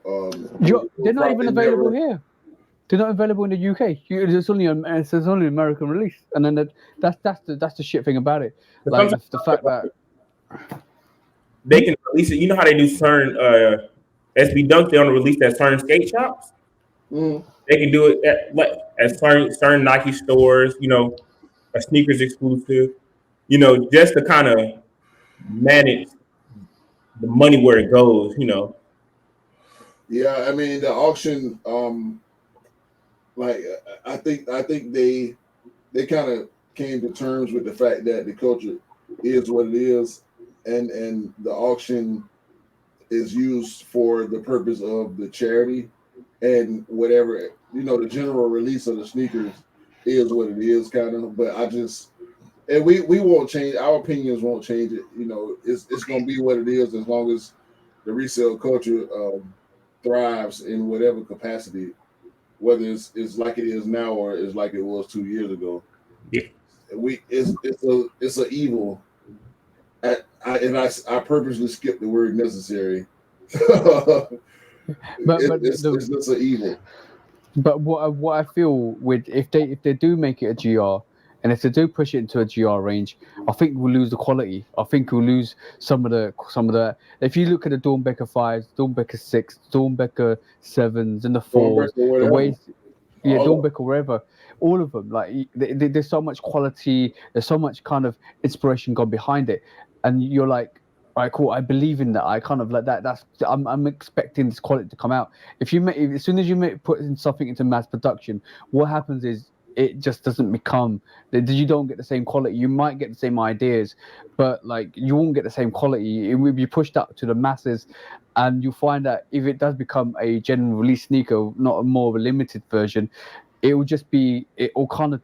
First of all, I think it will take away from the name of Dornbecker in terms of, well, it's just another sneaker again, Right. and also you lose the quality. And I don't. If they do mass production, they need to kind of schedule it rather than having a 6-month production line, have it over the year, and then bring the quality with that. And like even if you increase the prices slightly to match the quality that you're going to give us as a GR release, do that because it means everybody that wants it can get the pair. And I'm so up with paying a bit more for a Dornbecker sneaker because it's special. It has meaning behind it, and the kids that design it have, and the more money that goes back to the foundation and the kids that designed it, it's special. I don't mind paying a little bit more of a premium for a Dornbecker that's easier to get for everybody that wants it. If it means that we eradicate the resale, that's beautiful. See what I'm saying? Because people will pay the extra premium to give back to that charity and that foundation. So, and that'll be amazing. Rather than somebody picking up for retail, which is $180 or $200 or something like that, and then selling them for £600, £700, £800 or £900. That's that, and then not even paying none of that back to where it needs to go to. Yeah, it's just unfortunate, man. I mean, it's greed. We know anytime people find an opportunity, they're gonna take advantage. Exactly. So, last sneaker I picked up, and it goes back into what we're going to talk about today, right? It's in this 3-stripe box. Look at it. That's that. I think I know what it is. Wait. Is that fake Yeezy slide looking that the new? Yes, it's the Adidas 22. So basically, you ain't gotta pull it out, bro. We don't need to see that. we are gonna pull it out. We're gonna see it. Q doesn't. Q has a hatred. Q has a hatred for Adidas at this moment. I'm gonna say it's unique. It's very unique, right? So basically, this is the Adelaide 22, and everything about this. I thought before I did the research to this, it was like a sneaker that's like almost like a Minecraft sneaker. See what I'm saying? It's almost like Minecrafty. But when you turn no, a slide. But when you turn it to the sole, you understand totally. What does this remind you of? The moon. Garbage. Come on. You remember the Mars sneakers, the Air Max 90s? So they biting Nike again. So this Adelaide 22 is basically based on Mars exploration. So this actual sole is built like this, but it's based on the Yeezy slide. Based on the Yeezy slide, I at this moment in time I don't think it's comfortable as a Yeezy slide. I'm going to do the review. I'm going to do the breakdown between the two on the YouTube channel. But basically, it's created in like this, so your foot seats on here. It seems soft. It seems really like when you look at the sole, it almost is like a mirage. If you see it in hand, you realize what I mean. But it looks like it's a mirage of like just the craters on Mars. But it's the thing with being original though.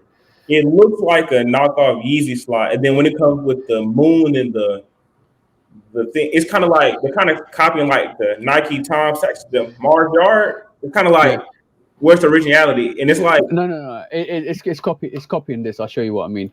No, it's copying Nike. Kevin is right. It's no. It is with it. But Adidas can keep making Kanye mad. He'll come back to Nike. No. We'll talk about this now. We'll talk about this now. So, this is a big subject matter, and I've got my opinions on it. I'm gonna share. Let me share this screen with you first of all. This is what it reminds me of. So give me.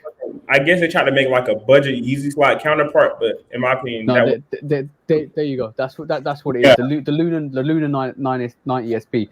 That's what this sneaker actually reminds me of. The actual creator on that, the solo sneaker looks like that. But it's all to do with the explorations of Mars. And when I did the research, I know what this material is made of as well. I will break it down in the YouTube video. I'm gonna actually, hey, with EVA. no, and it's pretty much 3D printed as well. So there's massive differences between the slide and this, but I'm gonna put this here because Q doesn't like looking at it because he might puke up on screen. I'm gonna put it here and leave it here.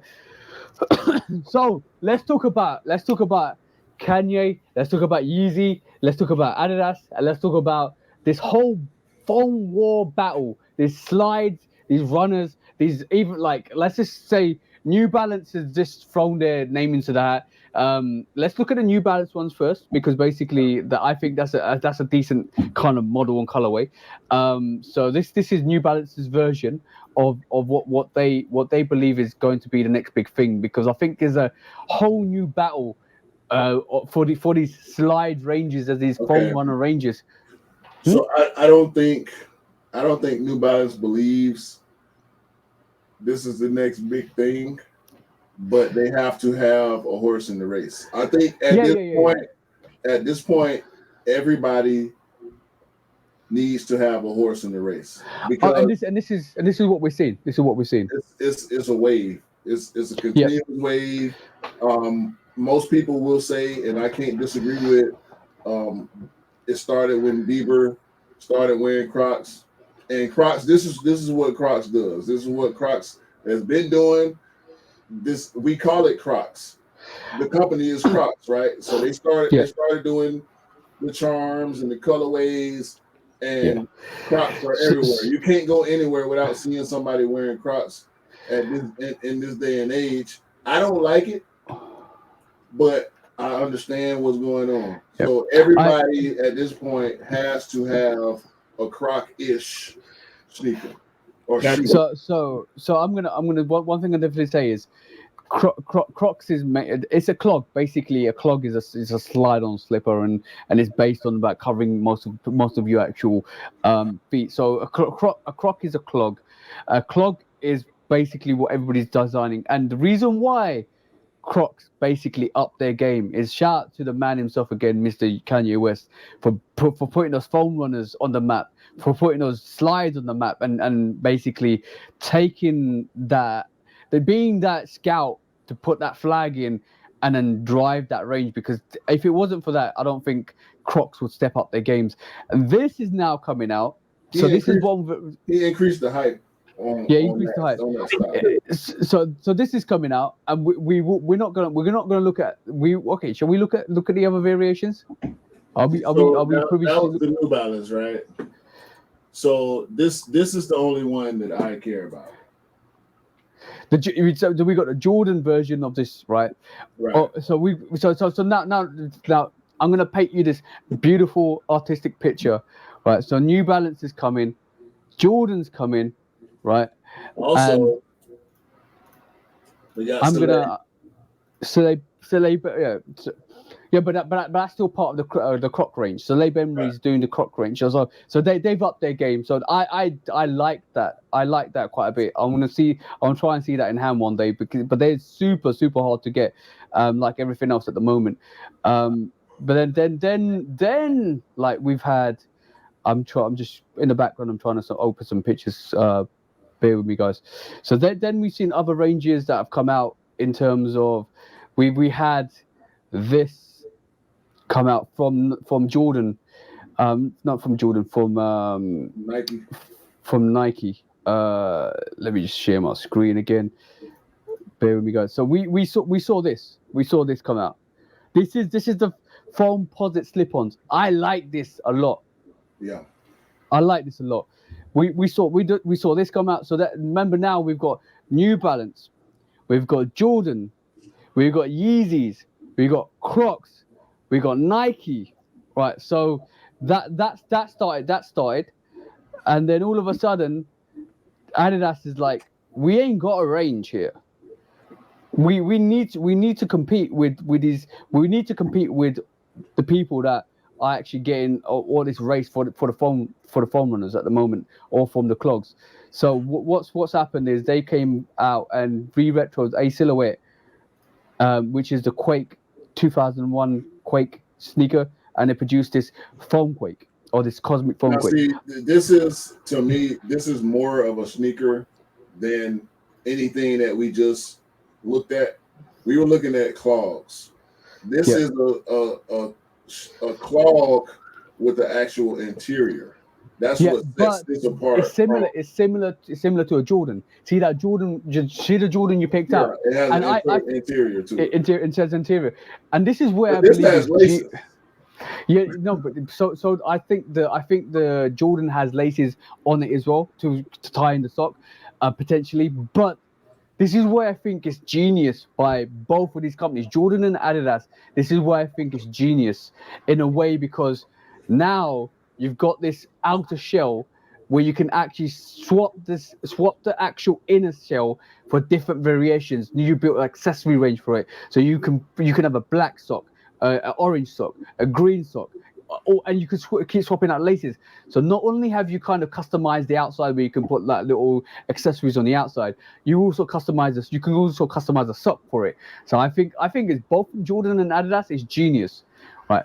Now, my take on this whole situation is different to your takes. So I'll let you guys talk about this sneaker and that whole beef with Adidas and Kanye, and I'll tell you my opinion. I can go first. Go ahead. All right, so we all know Crocs. They started, the whole clog wave. That's you can say they originated that. Now I Yeah, think Kanye took the idea and added some innovation to it and elevated it where it is now. Now with all because this is clearly a foam runner bike. They just put the interior on it. You Right. know, you can say Nike did the same thing, but it's the thing how Nike added innovation to it. They elevated it one more where you can take out the sock part. It's different. It's not the same. If you yeah, cut out the laces and cut out the sock, it just looks like a fake foam runner. Now I get everybody, like you said, everybody had their foot in it, but it's how you change it. It's kind of like when Bapester took the design of Air Force One, but changed it a little bit, added the pattern leather. It's like it's you innovated. It's something different. It's not the same because everyone. It's hard not to, you know. yeah, yeah. But it's how you take it and make it different and make it better than what was last. I can't say that this shoe here is better than the foam runner. I can't because in my opinion, I'll take the Nike one over Adidas because I what you gonna I'm say? I'm gonna say I like this variation, and I like the foam. I like the foam posit slip-ons. I like both of them. Go on, Q. I'll let you say yours, but I'll say mine. Well, this ain't bad from Adidas. And again, I understand everybody throwing their name in the hat. I'm not mad at that notion because at this point it's a trend, and we know how business works. Most successful businesses follow trends, so I understand that 100%. This I'm not a fan of this, but it's not bad when I look at the range, and it's different because it has laces, because it has an actual interior, whether it's removable or not. It has an interior, and also Adidas was one of the first companies, along with Nike. I can't say exactly who did it first, but they both had sneakers in the past with a removable booty. Mhm. So my whole thing about this was where we had a disagreement. I'm not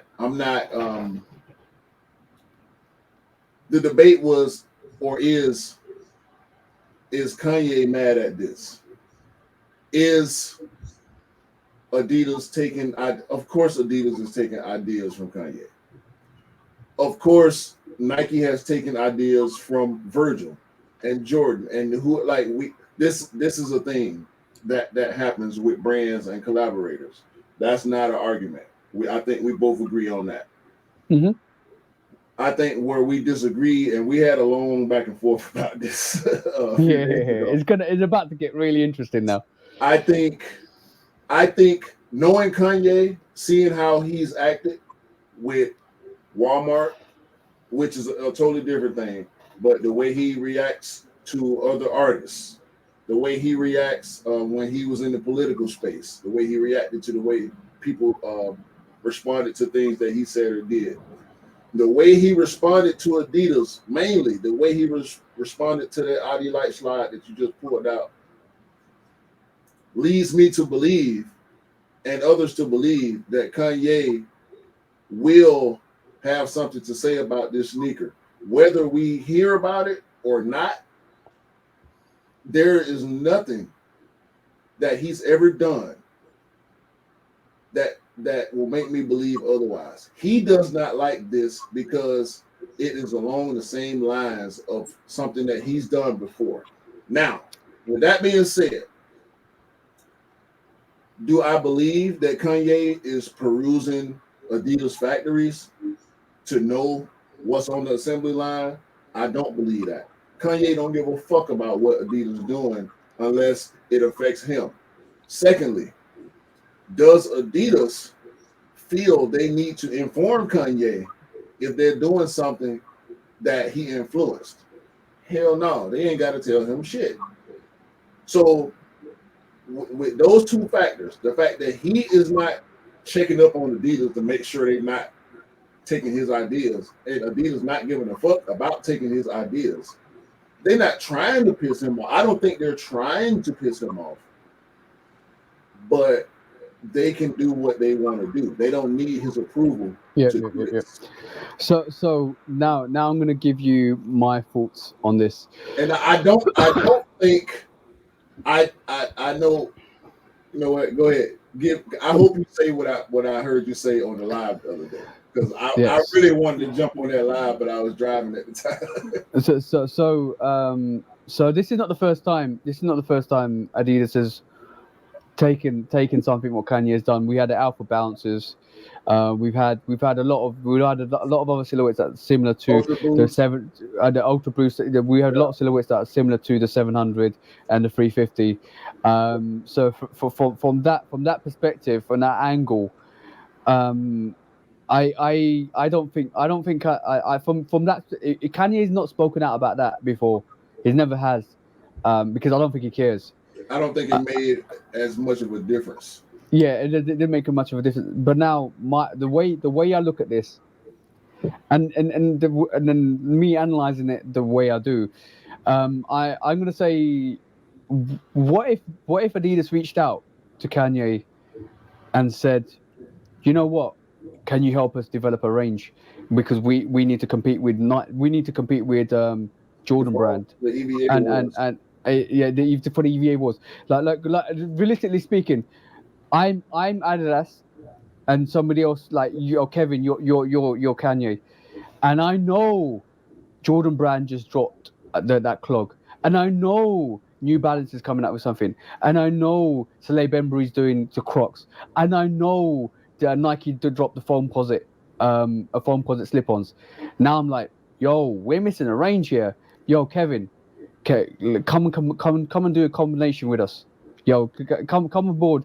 I want your design aspects. Come and give us. Like, I want you to come. No. Listen. I want you to come in, and let's just collaborate a bit and make a new range with make a new range with Adidas, and then we can kind of say it's similar to what you've done, but we want to make a range within ourselves. So let's do a collaboration. But do you think Kanye would be willing to put his influence on something that doesn't have his name on it? But listen. Let me finish what I'm getting at. Okay. Right. So from that retrospect, they're like, okay, cool. Kanye at this moment in time has tried his best to do a collaboration with Jordan Brand and Nike. He's reached out, worn their stuff for the last 2 years ago. Has no luck. Nike, probably MJ shot that down. Michael Jordan's like, no, I'm not. No, I don't want a collaboration with Kanye. So now, Kanye's. I've no doubt Kanye wants to outdo Nike and Jordan. Hands down, this moment in time, he's not going to be buying the company that's giving him 200 plus million a year with his Yeezy range.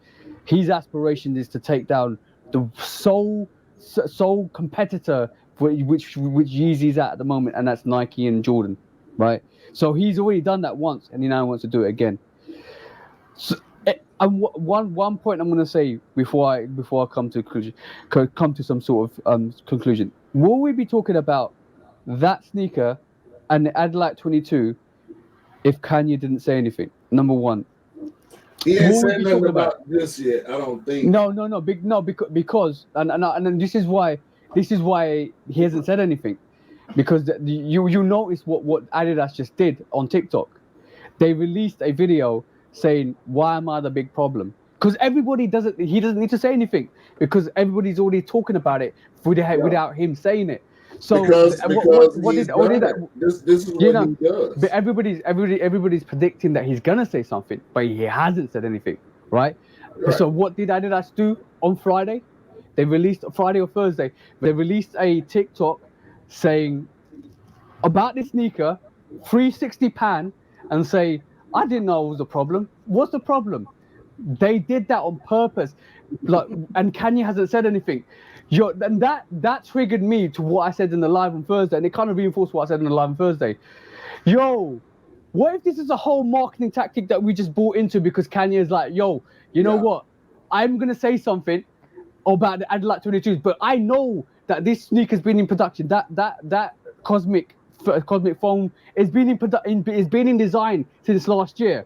I know that, and I've helped you out with that. I'm gonna say something about it. I'm not even gonna say something about this. I'm gonna say something about your slide. And this is not even the same materials as a slide. A Yeezy slide. Yeezy slides are more comfortable than this. That's fine. That's cool too, because it looks like the shape of it is like a Yeezy slide, right? Yep. That was the big thing about that. But I believe you could be right. However, I think Kanye is also smart enough to say, you know what? When I said something about that slide, it made that slide more popular. I think that Adi Elite slide was going to be popular anyway because of the similarities to the Yeezy slide. Whether he said something or not, it was going to do well. Hold on, it was going to do well, but I think he says, you know what? I don't like this Quake.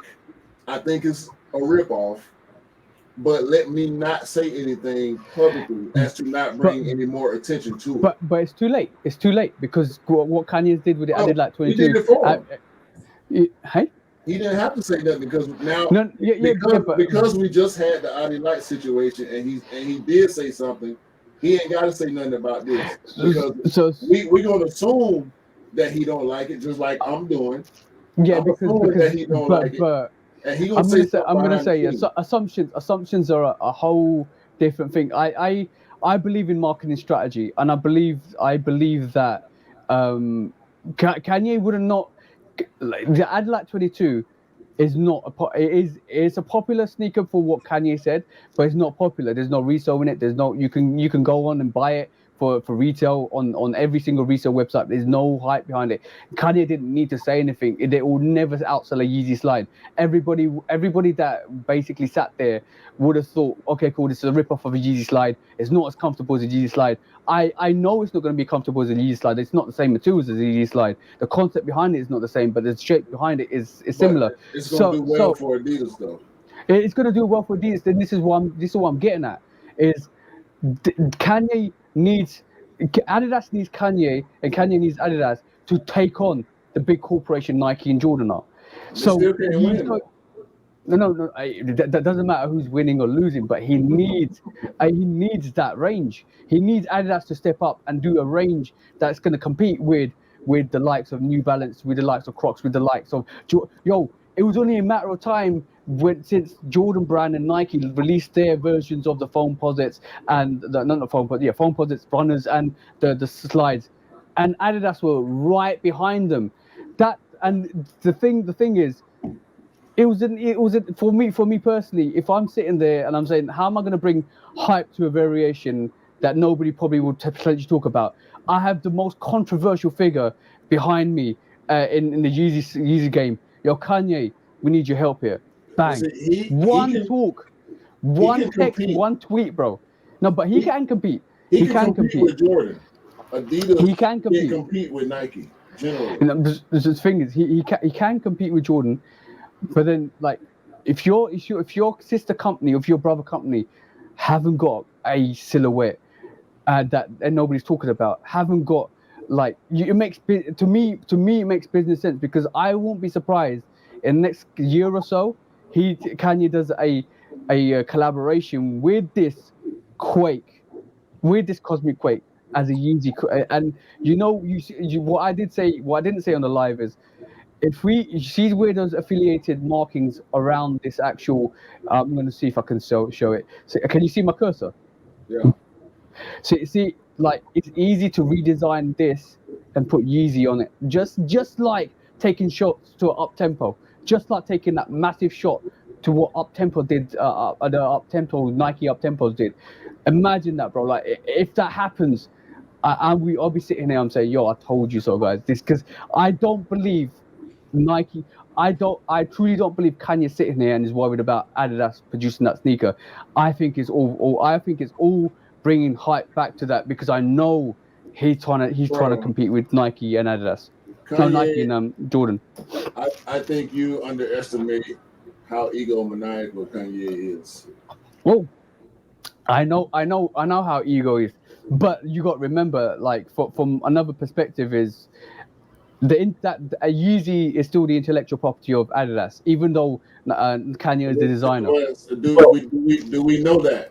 Do we know that Yeezy doesn't own the copyrights, the patents to his designs? I think Kanye went through enough in business, in music, and in fashion to understand that he needs to own his designs. I think he does own. I haven't looked, but I'm asking you. But we'll do the research. We'll do the research for next week. That's gonna be interesting to find out, because if Kanye does own the patents to Adidas, it further not Adidas. I'm sorry, to his Yeezy designs. It makes me understand more why he feels the way he feels, and I don't disagree with him. Like, if I was a Nike sub brand, if I was Jordan brand, but Nike and Jordan brand obviously have a better relationship than Yeezy and Adidas. Yeah, but the thing is, I agree. I do understand that perspective. I looked at that, was my initial reaction was, oh yeah, it looks like, I actually thought this was a new Yeezy range. Yeah, they look like a new Yeezy, and that's the problem. Because when you look at it, you say, is that the new Yeezy? No, Kanye ain't got nothing. If Kanye has nothing to do with it, he don't like it. But now the second thing, if he does own pattern for his own foam runners in slides, he'll be looking to sue Adidas for this sneaker. I don't think that's going to happen, and this is going to reinforce what I think is the situation is. I can't see that happening just because they're in bed. Yeah, I know, and just because they're in bed, I do believe that Kanye's got some influence on that sneaker. However much you may think he's an egotistic maniac that wants everything for himself, I do believe that he's got common sense to know that he needs Adidas to do this sneaker. Yeah, maybe not anymore, but Adidas manufacturing stuff just like Nike manufactured Jordan stuff. Unless he's willing to break that bread to be able to have that infrastructure, because he can. If he decided right now, I'm gonna liquidate everything, and I'm gonna buy my own factory, and I'm gonna step away from Adidas, and I'm just gonna have Yeezy without Adidas. Yeah, he can do that. and he'll be good. He might not be looking at it like that. He might not want to do that. He might not want to spend all that money. I think if I, Adidas did this without him, that's my whole take on it. If yeah, Adidas did this without him, which is possible, they don't yeah, it's need. possible. Yeah, if they did this without him, he don't like it because clearly is highly influenced by him. I believe if that's the case, then Adidas played Kanye to kind of text that for the Adidas 22, and I don't think they would do that. Personally, I know Adidas is a corporation that kind of lost kind of Michael Jordan to Nike in 1985. I don't think they'll risk losing Kanye to do that because I know he's too much of a big fish for them. But the thing is, it's to me sitting here, it's too much of a coincidence for everything to happen the way it did, because Jordan Brand and Nike released their versions. Yeah, Soleil Bembury did the collaborations.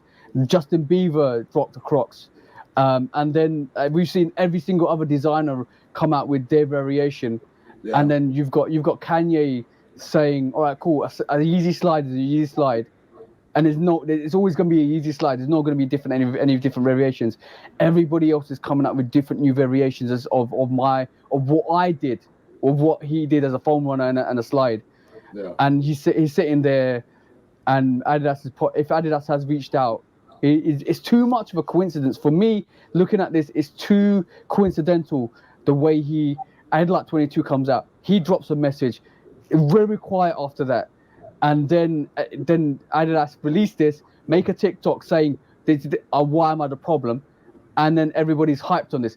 It is if it is the way I think it is, it's genius marketing, bro. Yeah. Genius Either marketing. way, no. Either way is great marketing. Like different opinions aside, whether Kanye whether Kanye is cool with it or whether he hates it, whether he had anything to do with it or not, the perception that was created from him Yeah, not liking the slide exactly, bro. is driving this, and it's And working. We and talked this is about why it. this is why I'm rolling it back. This is why I'm going to roll it back. If Kanye didn't say anything about this slide, we would have just said, "Oh, it's a knockoff EG slide," and kept it moving. And kept it moving, bro, because nobody would be looking at these. I won't be picking these up to actually have a look at them. I can tell you this now. I'm interested to see how this is built, how this is manufactured, the materials behind this, how close this is to a Yeezy slide. I would not be doing that if Kanye didn't say anything. And now I would not be looking at like, are we still looking at that Quake, the Cosmic Quakes, because I like the design. But if Kanye didn't say anything this year about the slides or those Adlat 22s or that foam runner variation of what looks like a Yeezy, people would have just called it a knockoff and just kept it rolling. If I you buy, truly believe that. if you buy this shoe for yourself, I'm suspending you for a week from the podcast. What this? Okay, do you think Kanye would make a problem with it? Okay, think about this. So they finna do all these retros of the 350s, the earlier Yeezy models, right? Mm, So him making a problem with that because you think about all the early Yeezy models. I think up until the 700s have Adidas boost with that.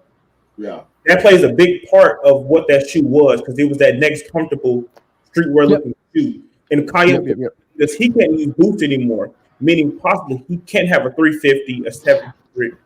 I'm gonna give you a prime example. Models, all I'm these gonna shoes. give you I'm gonna give you a prime example.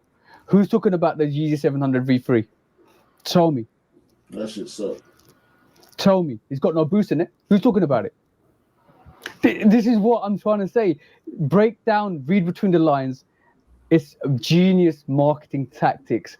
Kanye just has to put one tweet out there and everybody's talking about it. That ain't got nothing to do with the 700 sucking though. Like No. Yeah, The 700 V, the 700 V1, which original foam runners, the 700 V2, brilliant shoes. Now the 700 V3, which I always thought was a variation that he was trying to get through to the NBA. has no boost in it. Nobody, and because when you look at the quantums and when you look at the Adidas V3s, they're very similar, right? With that skeletal cage around it, with a lockdown. Nobody's talking about it. Nobody really cares about that V3 because it's got no boost in it. It's got no comfortability in it. It just looks odd. Because I have a 450, Yeezy 450s. No one talks about. I have a pair of those. They're really, really comfortable, but there's no boost. So having people think they're really be comfortable. Because the 450s be the next you run, but it's like that Adidas boost that. Because you look at all Adidas other Adidas shoes that have boost in them, they're so comfortable. So I think Kanye will suffer a lot. Yeah, of course he will. V3s that he will suffer a lot. And Kanye's not stupid. I truly believe if you like 450 at this moment in time, the 450 and the 380 is two sneakers that are way beyond their time scales. Like in terms of what they are, especially the 380. I do believe like in the next couple of years, maybe give it 2-3 years, a lot of people will go back and pick up that 380 because I think they don't understand it right this moment in time, and they don't understand what it represents at this moment in time. Because when it comes down to the next couple of years, I think people start picking that 380 up. Even the 450 at this moment in time is an understated sneaker. I know it looks like a dumpling. I know it looks like a dumpling. I know it looks like a sneaker that is confining, but it's a unique design, and I think the design aesthetics is for me. It's like a Jordan 2, and not being blasphemous. Jordan 2 was way ahead of its time in terms of lifestyle, fashion, luxury, and now people are understanding it more and more over the years, especially because of the collaborations. But like Yeezy, what is done and what he's doing with the 380s and 450s, it's ahead of its time. Right this moment in time, I don't think people respect it for what it is going to be in the next 5 years time. Because if Kanye has, it's to the point where Yeezy brand has outgrown Adidas, so when people think of Yeezy, they don't even think of Adidas also. That's what got to the point of. So if he wants to leave, and I'm guaranteed outside of Nike and Jordan brand, any other brand would be glad to take him. Because it's kind of like since the 350s, Yeezy has always provided that market of I have very much style along with a lot of comfort. You got to he had Nike with the Nike Air Comfort, so I just can't see him going anywhere. I don't know. Maybe I can nowhere else to go.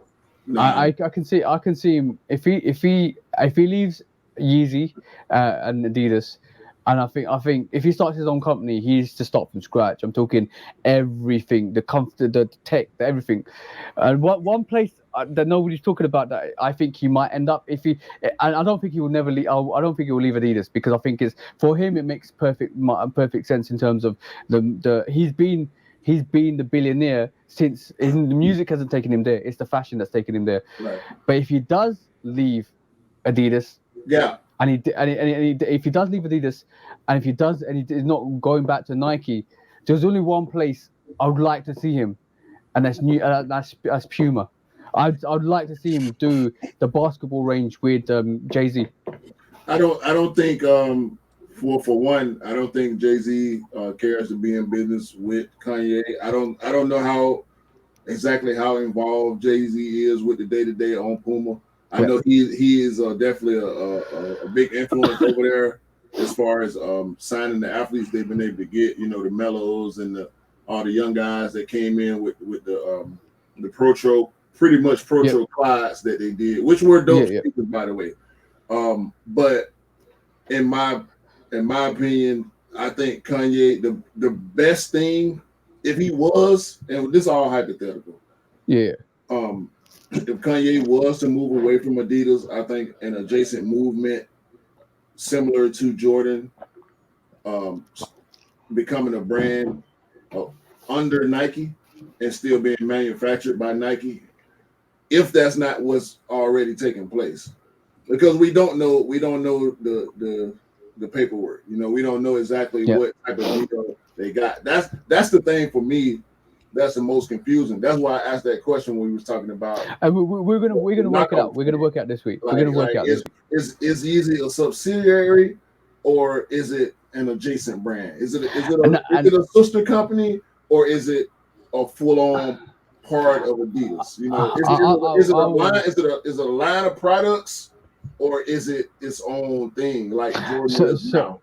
So there's two factors to this. Then, if Yeezy brand, which I believe is another subsidiary company to what Jordan is, to what Yeezy is, right? If the same, if it's the same, why? And if you think Kanye is the same as MJ, which I believe that's what I believe at the moment, Right. would you ever see MJ leaving Jordan? No, Nah, hell no. no. And this is why I believe Kanye, if he's got the same structure as Michael Jordan, and Kanye's role model and his inspiration to what he did with fashion and what he's done with Yeezy is Michael Jordan. What happened and with his range, and this is why I try to replicate it. This is why I don't think he's ever going to be in conflict with Adidas, because that's his sister company, and he's more in competition with Nike and Jordan. He would never lose his name and his branding again like he did with Nike with Adidas, because basically that's he's. And if we say Adidas have a percentage of his intellectual property, but he owns majority, which is probably the situation we're talking about, I don't think it will ever step away from Yeezy brand, because it, one, makes him too much money, two, that's his company. That's his company. Right. If Adidas has control or ownership of Yeezy, he can't leave. If it's his, he can, based on what he wants to do moving forward. Like, how is he going to tackle being on his own? Like, when Mike said, let's do this, y'all still make my stuff, and it's my brand. I get majority of the profits. I control the narrative. I control the designs and the collaborations and all that stuff. But y'all still make it. Because like you said with 350s, if you've worn 350s with boost, you don't want them without boost. So if Yeezy leave, could he find another place to make some boost-ish technology? Of course he can, right? But how much easier would it be to say, hey, Adidas, look, I love y'all, but I want to go over here. But I still want y'all to give me boost technology. Ain't no way in the hell Adidas, who is constantly at war with Nike, is going to say, nah, we don't want your money for our technology.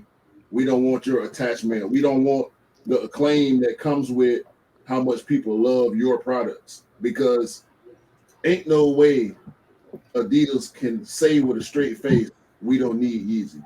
Y'all full of shit. Y'all need Yeezy to stay afloat. He is Adidas. Thing. At this point, yeah.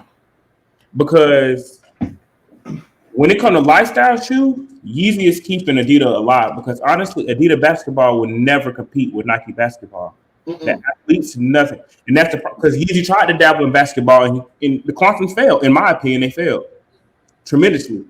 It don't work. Like Nike, when it comes to sports outside of soccer, Adidas runs soccer. Adidas. All right. So I literally, while you guys were talking, and this goes exactly to what I'm going to say to you guys, right? So Yeezy, didn't need a week. We're gonna answer it now. Yeezy owns all of Yeezy branding, 100%. So he can be. He can be as pissed as he want to be. No. But listen to this. About his designs. He can be as pissed as he wants to be. But listen to this. 2006 is when Yeezy branded Yeezy, right? And then 2015 he collaborated with Adidas. So it's a collaboration. That as a collaboration, and he owns 100% of his property, like 100% of the Yeezy brand himself, intellectual property. So that's fine.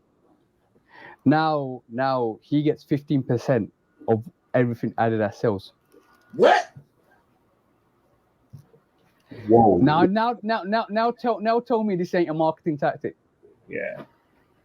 That's crazy. Come on, bro. He's just taking his headphones off. Come on, bro. Tell me. He gets 15% of everything they sell. Yep. and this is why he's in partnership with them, and this is why it's all a marketing tactic. 15%. Nobody will be talking about I understand any of this stuff. I understand. Any of this stuff.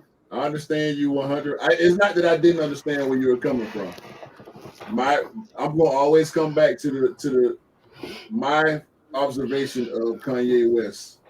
I think I understand what you said. Crazy. I understand what you said. I totally understand Kanye as a character. Even though he will benefit from the sale of that crate and that Adidas slide, because it is derivative of something he made, he don't like it. No, I still believe. He might not buckle it. No. I still believe Adidas approached Kanye and got his thoughts process, because like if you own these, what you think about these? Yep, and got this is our marketing tactic to bring up the hype. 15% of whatever Adidas sells, bro. 15%. You are gonna hype that product, bro. You are gonna hype that product. That's a lot of money. He better wear them shits. He better wear. He out here wearing threes.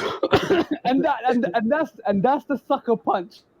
That's sucker punch to the whole thing. Because you know what? I'm glad. I'm not glad I'm right. I'm just glad that we broke it down the way we did and we came to this conclusion, because bro, that 15% is making him rich, bro. Yeah. Okay, so I think we forgot about a brand that Kanye worked with. Okay, so with him dabbling in basketball, if he was to ever leave Adidas, he threw out this great deal. We forgot one brand he worked with. He worked with Reebok first. Reebok was the first, outside of Louis Vuitton, his first with the bear was Reebok. Now, to make a shoe with Reebok, because Reebok had Shaq Gnosis, they had a little run with basketball. No one like Reebok, bro. I really feel like if Kanye leaves Adidas, he can thrive at Reebok. I was going to mention Reebok, but I think Reebok's going through a transition at the moment where they're kind of like Shaq. I think Shaquille O'Neal's brought. Yeah, I was gonna say Reebok done been bought and sold a couple times in the past few years. Yeah. So I feel going to Reebok and reinventing your Yeezy brand, that's going to be a bit difficult, because they're not established as Yeezy at the moment, and they're not established as Adidas or Nike. And I think Puma's on this nice little wave at this moment in time with their basketball range. And New Balance was another company I thought that he could do something with, but I don't know. It don't make sense to me. Like from a Yeezy 700 perspective, yeah. From will New Balance give him that whole freedom of expression that Adidas does? Probably not. Yeah, he caught lightning. He caught lightning in a bottle with Adidas, man. So, how far of a run do you think Puma would make with this basketball run? Because Puma always has a wave every couple years. Yeah. Because I know the RS range did a little well, and like J. Cole jumped on that Dreamer 2 as well. So it's difficult to say. Like, I'm hoping that somebody established as business minded as Jay-Z is, that he's kind of wants to take it to a different level. I don't think the only problem, and I always say this with Adidas as well, the only problem with Adidas is their execution. They've got the right philosophies there. They've got some of the marketing tactics there. And if we're spot on with what Kanye is doing with Adidas, that's brilliant marketing tactic. But the execution has always been not great. Like in terms of it's just coming out. This bring up the hype. And I think right this moment in time, Adidas is learning quite heavily. New Balance has got all the collaborations that's coming through. Puma is so understated at the moment. They need a bit of direction, and when we talk about direction, they need somebody in there to get them focused, to kind of get them running in the right way. And you're hoping Jay-Z could be that person, that business-minded person, especially the basketball range. And I believe getting athletes on to that basketball range is crucial. And Jay-Z brings that influence and brings that kind of come here with me. So I don't think Puma has the tech. They don't have the ammunition. They can't compete with Jordan Retros. They can't compete with Yeezys as far as silhouettes are concerned. I think their ceiling is competing with a Reebok or like the as far as the upper tier brands, which at this point is Nike, Adidas, Jordan, New Balance, right? Mm. I don't think Puma or Reebok or Converse will ever get to compete with that top tier Yeah. because Yeah. it's Nike, Jordan. We can just have them as one. Adidas, Yeezy, we can have them as one, and New Balance. Puma, Reebok, Converse, Fila, they ain't So got the so they so ain't got this the ammunition. this all reminds me of the situation in 1984 when it was Converse, Vans, Adidas all on top, and Nike was that third, fourth, or fifth company that was like trying to get that range, and then took was one athlete to kind of propel them into the higher status or the higher atmosphere that they are at the moment, and that was Michael Jordan. So it could, like, like Puma to me needs something. They need that star attraction. They need something that will take them. I don't think the Ball family is that. Even though they did really good range, even though they did a good range with was it Lamelo, LaMelo Ball? Yeah, yeah, Melo Ball. Yeah. The thing is, So I don't even though think LaMelo Ball has done enough in NBA to make his shoes. no, Because no. think about it, Jordan, he has his huge legacy. His shoes go along with his legacy. Shaq left Reebok, but that shoe is still a huge shoe with Reebok. Adidas had Kobe, but couldn't keep Kobe. And you see, he went to Nike, and Nike, now this whole Nike line because of his legacy. Look right. at how his Adidas, that legacy. But I feel like they're getting these shoes. I feel like they just haven't done enough yet. And I feel like when it comes to Adidas and Puma, they don't have enough. They don't have the athletes who have that legacy yet. They haven't done anything. Because you look at like Giannis, like all the people in Nike, like, got Giannis, LeBron, even Jordan, AD, No, Luca, Jason Tatum. All these guys have made their statement.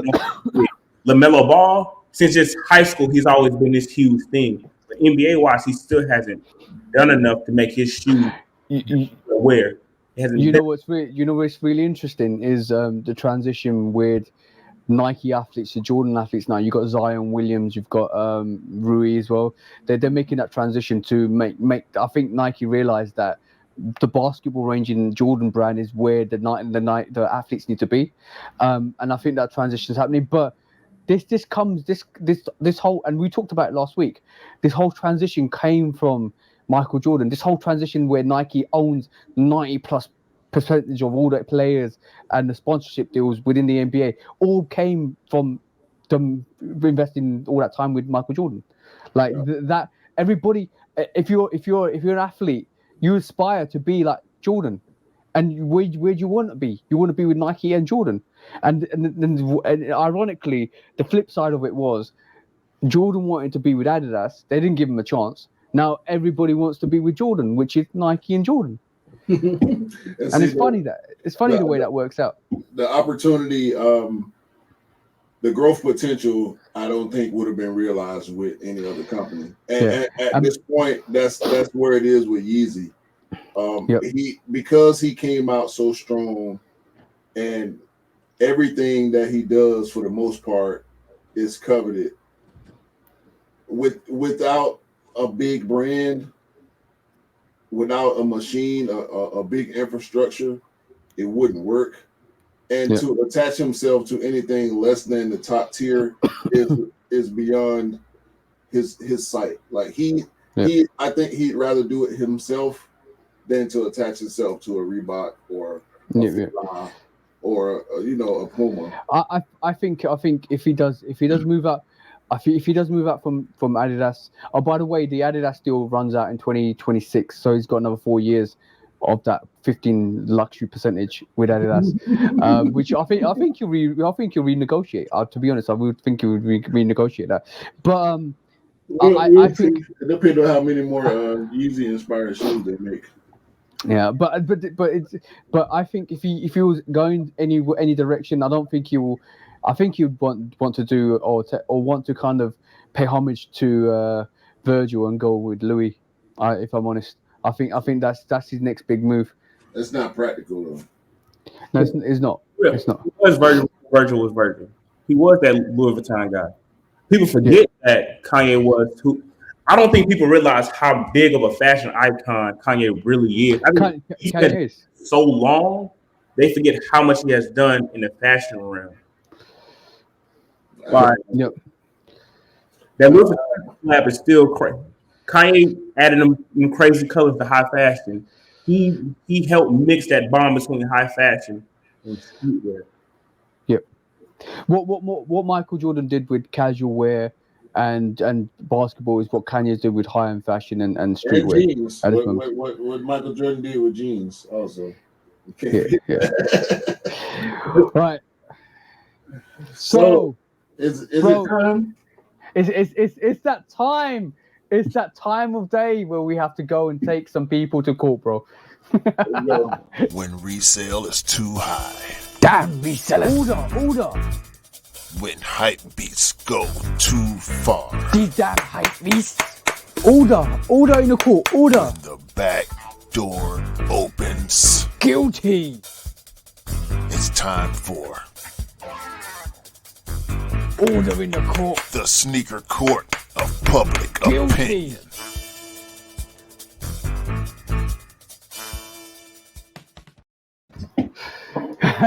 Guilty.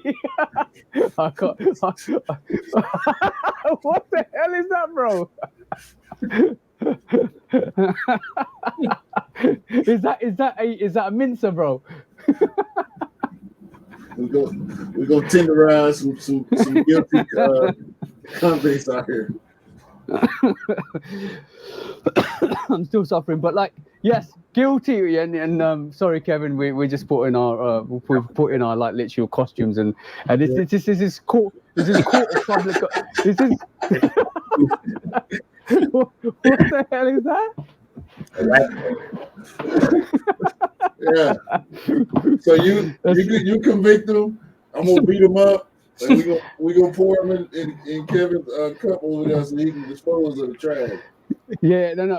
Kevin can make up the sentence. So we're gonna basically kind of give our opinion and make sure everybody's in line with this. But yes, today, have you got anything on the actual court of public opinion at the moment, Q, that you want to bring up? You do not. So I know you got a couple of cases. Right. So case number one, and I think this is quite a funny one that we will introduce. I'm just gonna basically share the screen. It's this, bro. It's this. What the hell is this? What the hell? Fake Yeezys all over the place. I know. I believe it are fake Crocs and fake Yeezys. Or I think this is Walmart. Walmart. So now it might be like a supply store. Or a supply store, one of the two. But we've basically seen loads and loads of these fake. I know, we're talking about foam wars, EVA foam wars. We've seen like these fake Yeezys and fake slides all over the place. So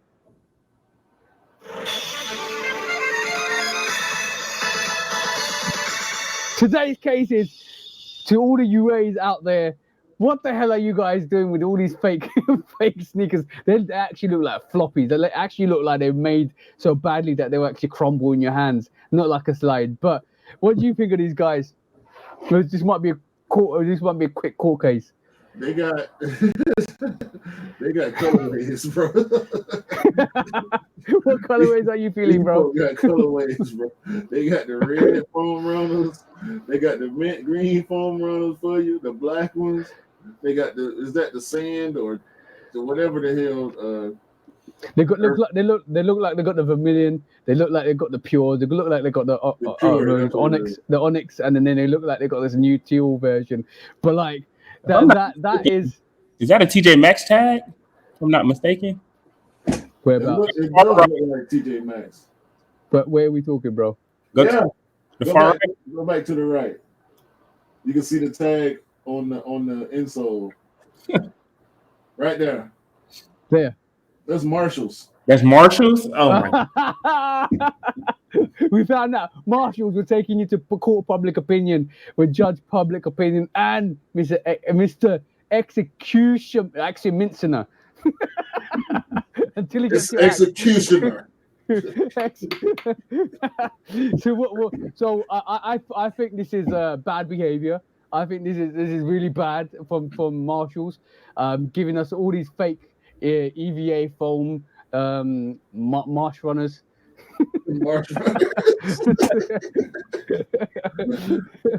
So I think what they were on the production line was this. Another one. Another one. Literally did every single colorway under the rainbow. So, bro, do they have red foam runners released? Yeah. The Vermilions have released. Okay. The only ones that haven't released are those teal greens. Oh, hey man, what can you say, bro? As the late Virgil said, if someone wants to make a replica shoe of yours, you're doing something right. Okay, you're right. And on that note, this is a quick one. Guilty, marshals! You're guilty of replicating all of these fake EVU. I can't even call them UAs. I have to call them what do you call them? Standard industry rip-offs. Yeah, they knockoffs. They downgrades. They this ain't even second or third place, right? This might be the 8th place sneaker right here, bro. I don't. How can they? Where is Yeezy now? Kanye, where you at, Kanye? You went out to Walmart. You forced Walmart to stop selling fake flies. Where you at now? Marshall's got money. Take Marshall money. Leave Adidas. Y'all leave Nike alone. Y'all go over here and get on these fake Marshall pairs because they are truly guilty. Easy guilty. Okay, definitely guilty. Kevin, what's your take on this, man? Because come on, bro. We found a guilty. Like the sentence is going to Kevin. Kevin, what do you think? Life without parole. Life without parole. Guilty. There you go. That's the sentence. Every fake warehouse worker, you have been sentenced. Y'all know what y'all doing. We ain't let y'all get away with it. All I'm going to say is Marshall needs to reach out to Kanye, give him 100% of the profits. Forget 15%. It's 100% of that profit. 100%. All right. Next up on this is something that's really interesting, but like something that we both looked at and we were confused about. So next up is this controversial sneaker, and I'm gonna get Kevin's opinion on this as well, because I think this is the right platform for him to actually have his opinion on. But next up is this, guys. Bang! The Nike Jordan 4 SBs. I saw those. I think it was on Sneaker Bar Detroit. Yeah. Now, the idea of it is smart. A Jordan 4 with a little bit more comfort, I messed with it. Yeah. You know, now what I wouldn't do is bother the tongue. Now, the collar, add more cushioning. I understand. But when it comes to the tongue, in my opinion, the Jordan 4s wouldn't look good with a fat tongue. In my opinion. Because, you know, the Jordan 4 tongue already sit a little bit higher than the shoe. So it will kind of look fake and puffy if they add like that thick SB tongue. Like it's not like, you know, it's not like a 3 where it kind of sit a little inside of the shoe. The Jordan 4 tongue is above the total shoe. So a fat tongue, in my opinion, wouldn't look good. But just overall cushioning and a new back tab, I'm all for it. And maybe like instead of a flight, it says Nike SB. But do you think they should release it in the OG colorway? Yes. Why not? Okay.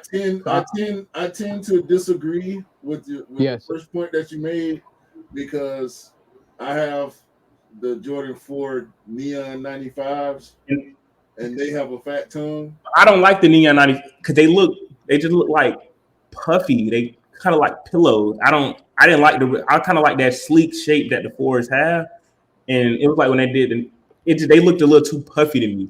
It's just the fat tongue. The Neon 95's got the fat tongue. Yeah, And you wouldn't like. So I respect your opinion on that, but it can't be a SB without extra padding on the tongue. Yeah. So what you okay? So this is just opinion on the sneaker. I don't see why you need to release an OG version when to be honest it doesn't make sense to me. In a way, okay, cool. The SB range is it's got more cushioning and stuff like that. But if a skater really wanted to rock a Jordan 4 for skateboarding, he would rock a Jordan 4 for skateboarding, and it's I don't think a lot of skaters rock Jordan 4s anyway for skateboarding. Yeah. So like from that perspective, it doesn't make sense to me. But I understand what they're trying to do. It's like resuscitating old hype with new hype. Like literally Jordan 4, they get your resuscitating kit out, bang, CPR the SB range. So that's what it feels like to me. Anybody that loves a Jordan 4, like if you love the Jordan 4 and you've got an OG, you don't need an SB range. I truly believe. I want the SB. now marketing strategy wise is perfect. You know, different tab.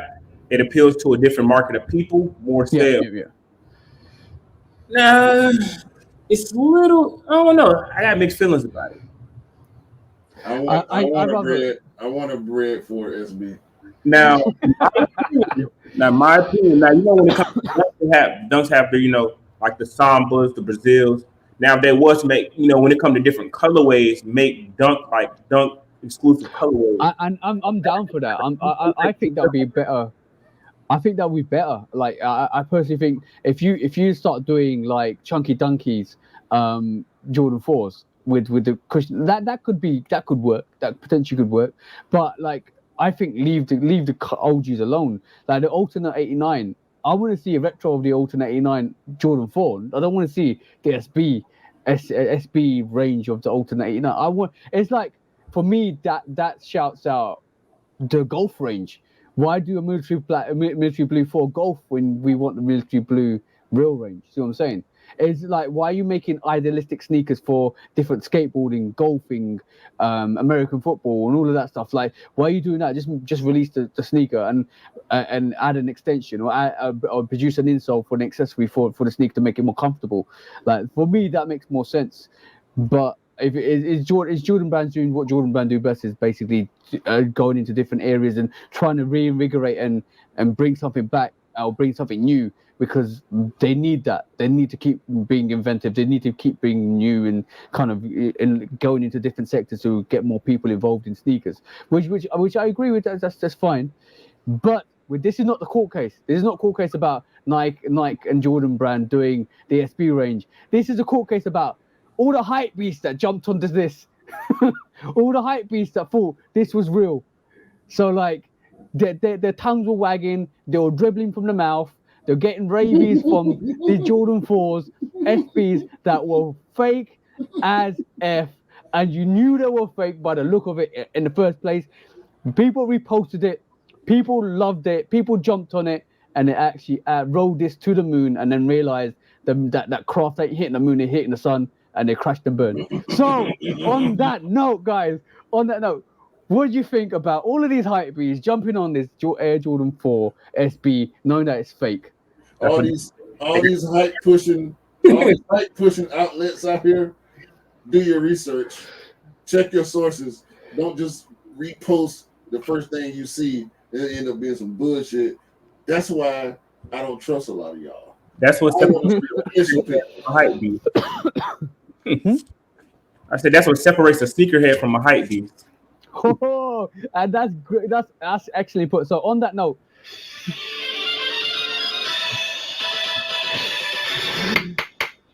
guilty, all of you hype beasts, all of you people that actually reposted this and thought it was real.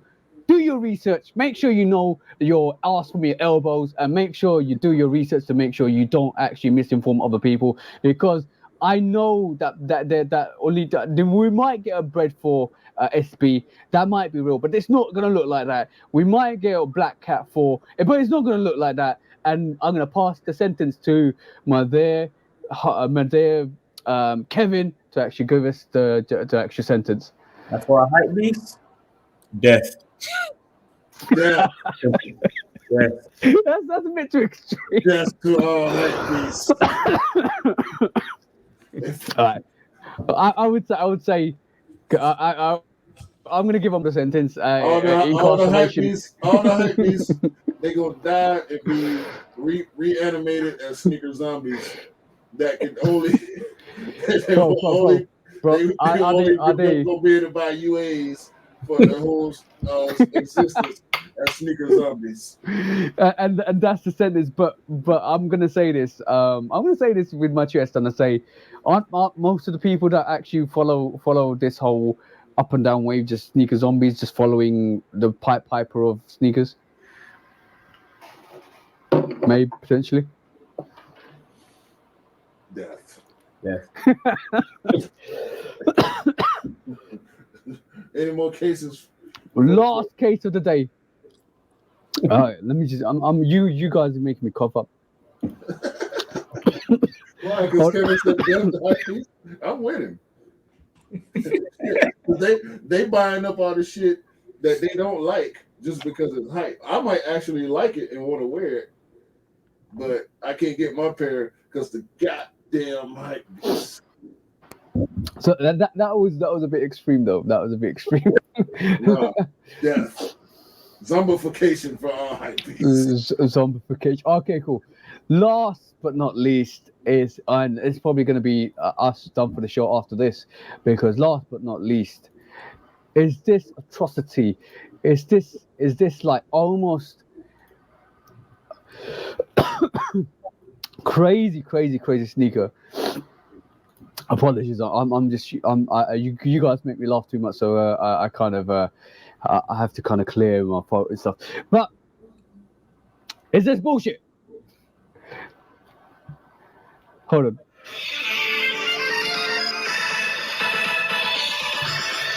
So, guys, what do you think about these Dior clogs? These string and just thick. Oh, Q's just lost it. Q's just in the corner. He's like, I can't take this no more. This is why we don't do high fashion. That's why high fashion gets thrown away. These look like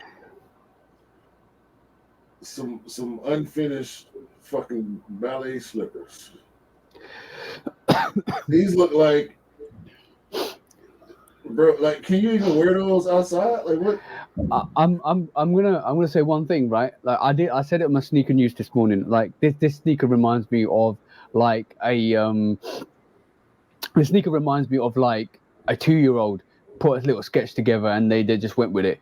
So that reminds me of that. But what's very disrespectful and what you guys haven't noticed is the dunk lacing system on that, the off-white dunk lacing system on that. Do you see it?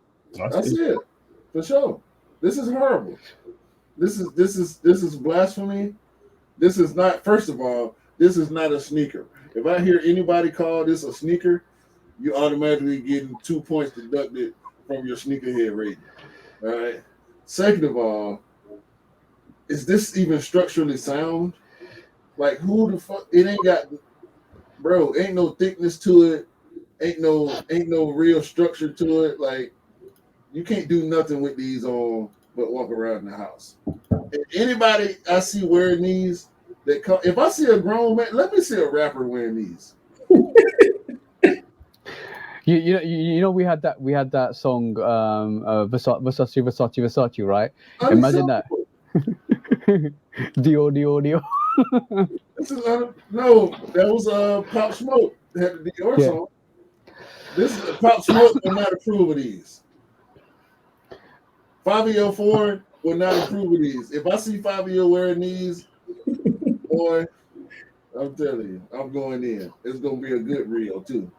I'm trashing whoever I see wearing these, bro. This is ridiculous. And I bet it's I bet you horrible, bro. these gonna be at least $800. Oh yeah, and the rest, bro, and the rest.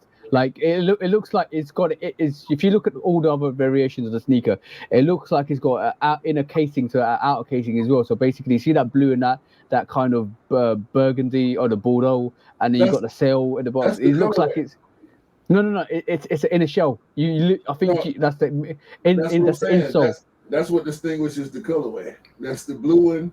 There's the red one, and the other one that got the green on the inside, but it's got different color fake off-white laces on top of it. Like this is hard. I'm gonna replicate what I said on my sneaker news. I said, "What in the Satan's hell pit of damnation is this dual this dual clog?" Yeah, you're doing ballet in hell with these on. I'm gonna say one thing. I'm gonna conclude this sneaker court of public opinion and say, guilty, and make sure you go and throw them in the bin and burn them to hell because that's where they deserve to go because they are ugly as hell, bro. Ugly as hell. Kevin, what's the sentence? I'm stuck. It's that.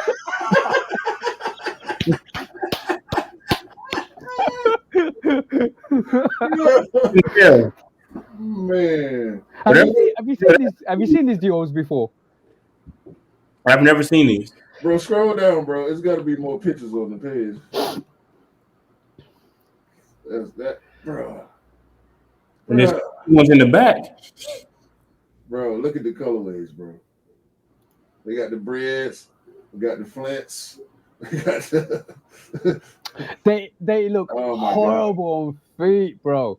They literally look like, I'm not even joking. They look like this 2-year-olds designed them, the 2-year-olds cast them and put them together, and then Dior's like, let's put some Virgil lacing system on them, and then we'll ship them out. Like, if you're not going to fight in the Coliseum, you should not have these on. These ain't even fit for the Coliseum. The rope is gonna break before you even have a swing, bro. This is ridiculous. What is this for? Are these swimming shoes or what? No, these are their clogs, bro. These swim shoes. These swim shoes, bro. These are the Dior clogs, bro. And you know what? Bro, I just noticed this. See the front of that. See the front of that lacing system. It's got like a what do you call it? Bungee. No. It's got the Jordan 5 lace lock on it. It's like, not a Jordan 5 lace lock, but it's got like a string lock on it. Yeah, so there's a bungee system. Yeah. Oh, bro, that looks like a foam runner from the back, bro. That booty looks like a foam runner. Yo, they grabbed the foam runner, tore it to bits, and actually recast it. I don't know what to say no more. On that note, guys, like that was court of public opinion with Judge Public Opinion, my executioner and Kevin being our what do you call it, adjudicator for our sentences. So that's horrible, bro. What the hell is happening with high-end fashion? Like literally what is happening with high-end fashion. Let's get back into it. When resale is too high. Damn resellers. Order. When hype beats go too far. These damn hype beasts. Order in the court. Order. The back door opens. Guilty. It's time for order in the court. The sneaker court of public Guilty. opinion.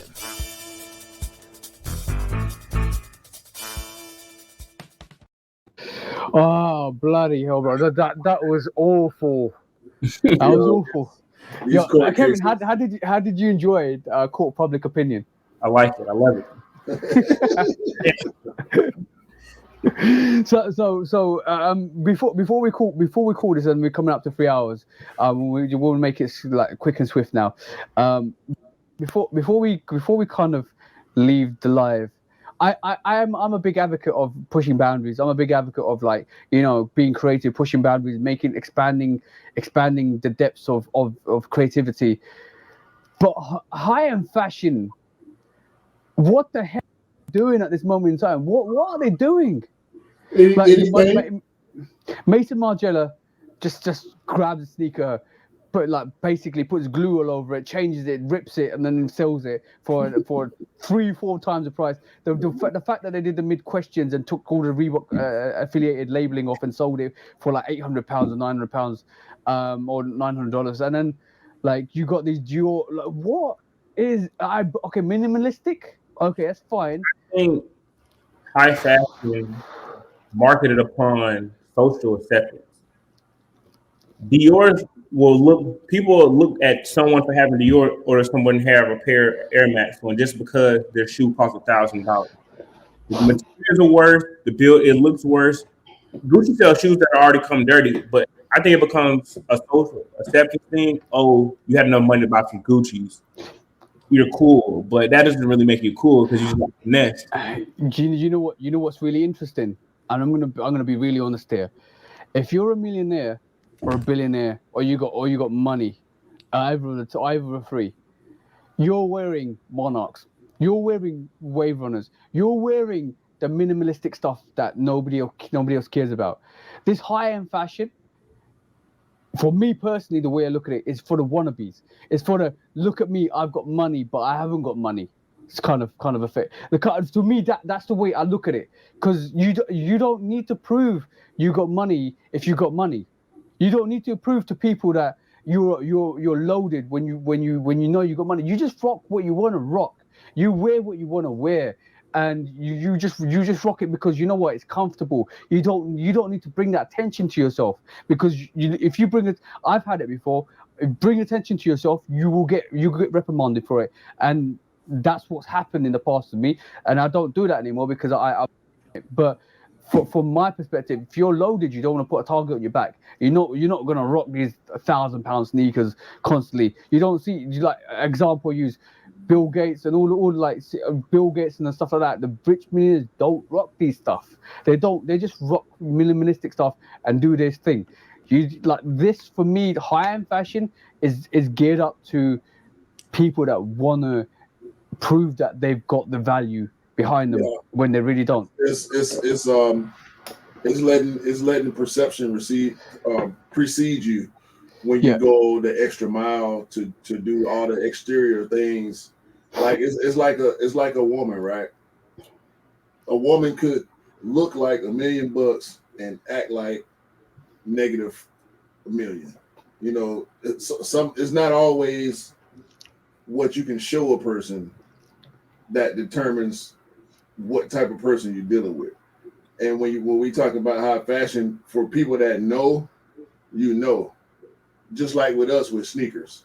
Like I say, Kevin, he's interested right now in the Peapod 8s. When you talk to somebody and you say, yeah, I'm trying to get this shoe that came out in 2007. Like, why you want something that old and this shit that come up? Because I like that shit and I want that shit and I don't know if it's gonna come back, so I'm gonna try to get it right now. They need to re-release those Peapods, man. They need to release those Peapods. I had my eye on the Citrus 7s, which I'm glad they re-retroed. You know, funny.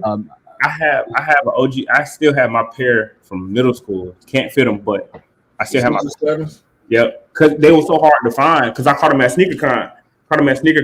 What that was like 2016, 2017, SneakerCon Atlanta. I traded a couple pair of shoes for that, like 5-6 pairs of shoes for them. Still have them. It's good. For me, the Citrus 7s. Like I think a lot of people picked up the Citrus 7s this weekend from in the UK, and I think they'll re-retro as well. And when they do, I think they will kind of slightly sit. But not. Scott believes they might go on sale, but I'm a bit dubious whether this go on sale, because to me, Citrus 7 is almost like an OG, but not an OG. And it's so great, like the stitching, the yellow stitching, the yellow red kind of touches to the midsole. It's such a, and even the sole, it's such a great sneaker. So like understated, but you know it's a dope sneaker. And I'm glad they re-retroed them. The Peapods is another one. Like the Peapods is another sneaker that's so different, so unique, that when it does come out, I think people sleep on them, but realize that in a couple of years when it kind of come out, it's dope, it's dope. And when you see people rock really unique sneakers like 6 or 7s, and I even see the Flint 7s are a great pickup. Even though they went on sale, that's a great pickup, great sneaker. Yeah. Ray Allen 7s I got on sale, but it's a great pickup, bro. It's great sneaker. That purple that hits that Ray Allen is so good. Yeah, but this high fashion stuff, man, it's beyond me, bro. I wouldn't give a fuck about whoever's opinion. If I had the money to afford that stuff easily, I wouldn't buy it. No, why would you? Why would you? You could. Would I still? I'm pretty sure my taste would be different, but my style it would maintain. So ain't no way in the hell I'm gonna It's hard to wear high fashion because if you look at the designers and what they wear nothing like what they design. It's nothing. They don't even wear their own stuff. Like Yeah. you wouldn't catch not one Mason Margiela designer wearing those shoes because they know people will buy them just to look good, to feel accepted by us. I don't know who. So the question is, why? I know we're sneakers, we're sneaker enthusiasts. Why would you wear a Mason? Why would you wear a question mid without all the kind of Reebok affiliated detail into it, and wear Mason Margiela when you can actually get that for the same price, bro? Like literally, give it to Kevin and give it to me. We'll rip off the Reebok branding from it for you, and we'll just be retail. Like I just don't understand. Like, why would you want to rock a glue stained Mason Margiela? Like quality. Okay, cool. You're taking the piss out of quality control, but why? Why would you want to wear it? It's like them tuck tailors, bro. Like they come pre-beat. Like I don't want to buy nothing that's pre-beat. Like as far as what y'all do, like yeah, you can buy a beat sneaker and bring it back to life. But I'm not giving you $800 for a shoe that look like my dog that chewed up and drug through the backyard. I want to get my own shoe. Right. So yeah, I mean, this how we gonna always look down upon high fashion, like as far as our mindsets goes. I don't knock nobody that you want to buy a $400 t-shirt that look like it's too big and it's been in the dryer too many times. Knock yourself out. Don't say nothing to me about my $30 Jordan t-shirt. Oh, and that's the worst thing about high-end fashion. People that wear high-end fashion, some of them, they always look down on what you've wore because they think that they and you know what is really funny, that they think that the monetary value is what their status is. Nah. You like, I don't care what you wear, and that's one thing that people don't understand is and people can't take when you don't really care what other people wear. I don't really care what anybody else wears or what anybody else has got there in their collection or rotation. I know what I have. I know what I'm gonna rock, and I rock everything I want to wear. And if what you're wearing makes you treat me differently because I'm not wearing the same type of stuff, I don't need to fuck with you anyway. No, of course not. Like, bro, people just paying for a name because Jordan. If you take the Jordan brand logo off the Jordans, I would still like how the shoe looks without the logo. But you can't tell me. Okay, I'll give you a good example. Gather Depot. Their jeans are just repurposed Levi jeans. All they do is just paint over the Levi sign and put their little twist on it. But you would talk about somebody who wearing a pair of Levi's when you technically have the same exact thing going. You just paid for a Gallery Depot name. You just paid. You didn't do anything special. Right. Some of these fashion designers are made in the same warehouse as a Hanes t-shirt. Are you wearing V-Long used to use V-Long started with Gildan t-shirts. $200 for a Gildan t-shirt. And that shit $5 at the gas station right now. Yeah, exactly. Yeah, but gotta hit. You know what I'm saying? That's the game. You know what I'm saying? You can't get mad at ASAP Bari for charging $300 for a shirt. But if one person's willing to pay for it, that's your market now. So you can't really hate these companies. Right. Yeah. And then you can't. The thing is, it's not us taking a knock at high-end fashion. Well, it isn't. It's like it's just like do better.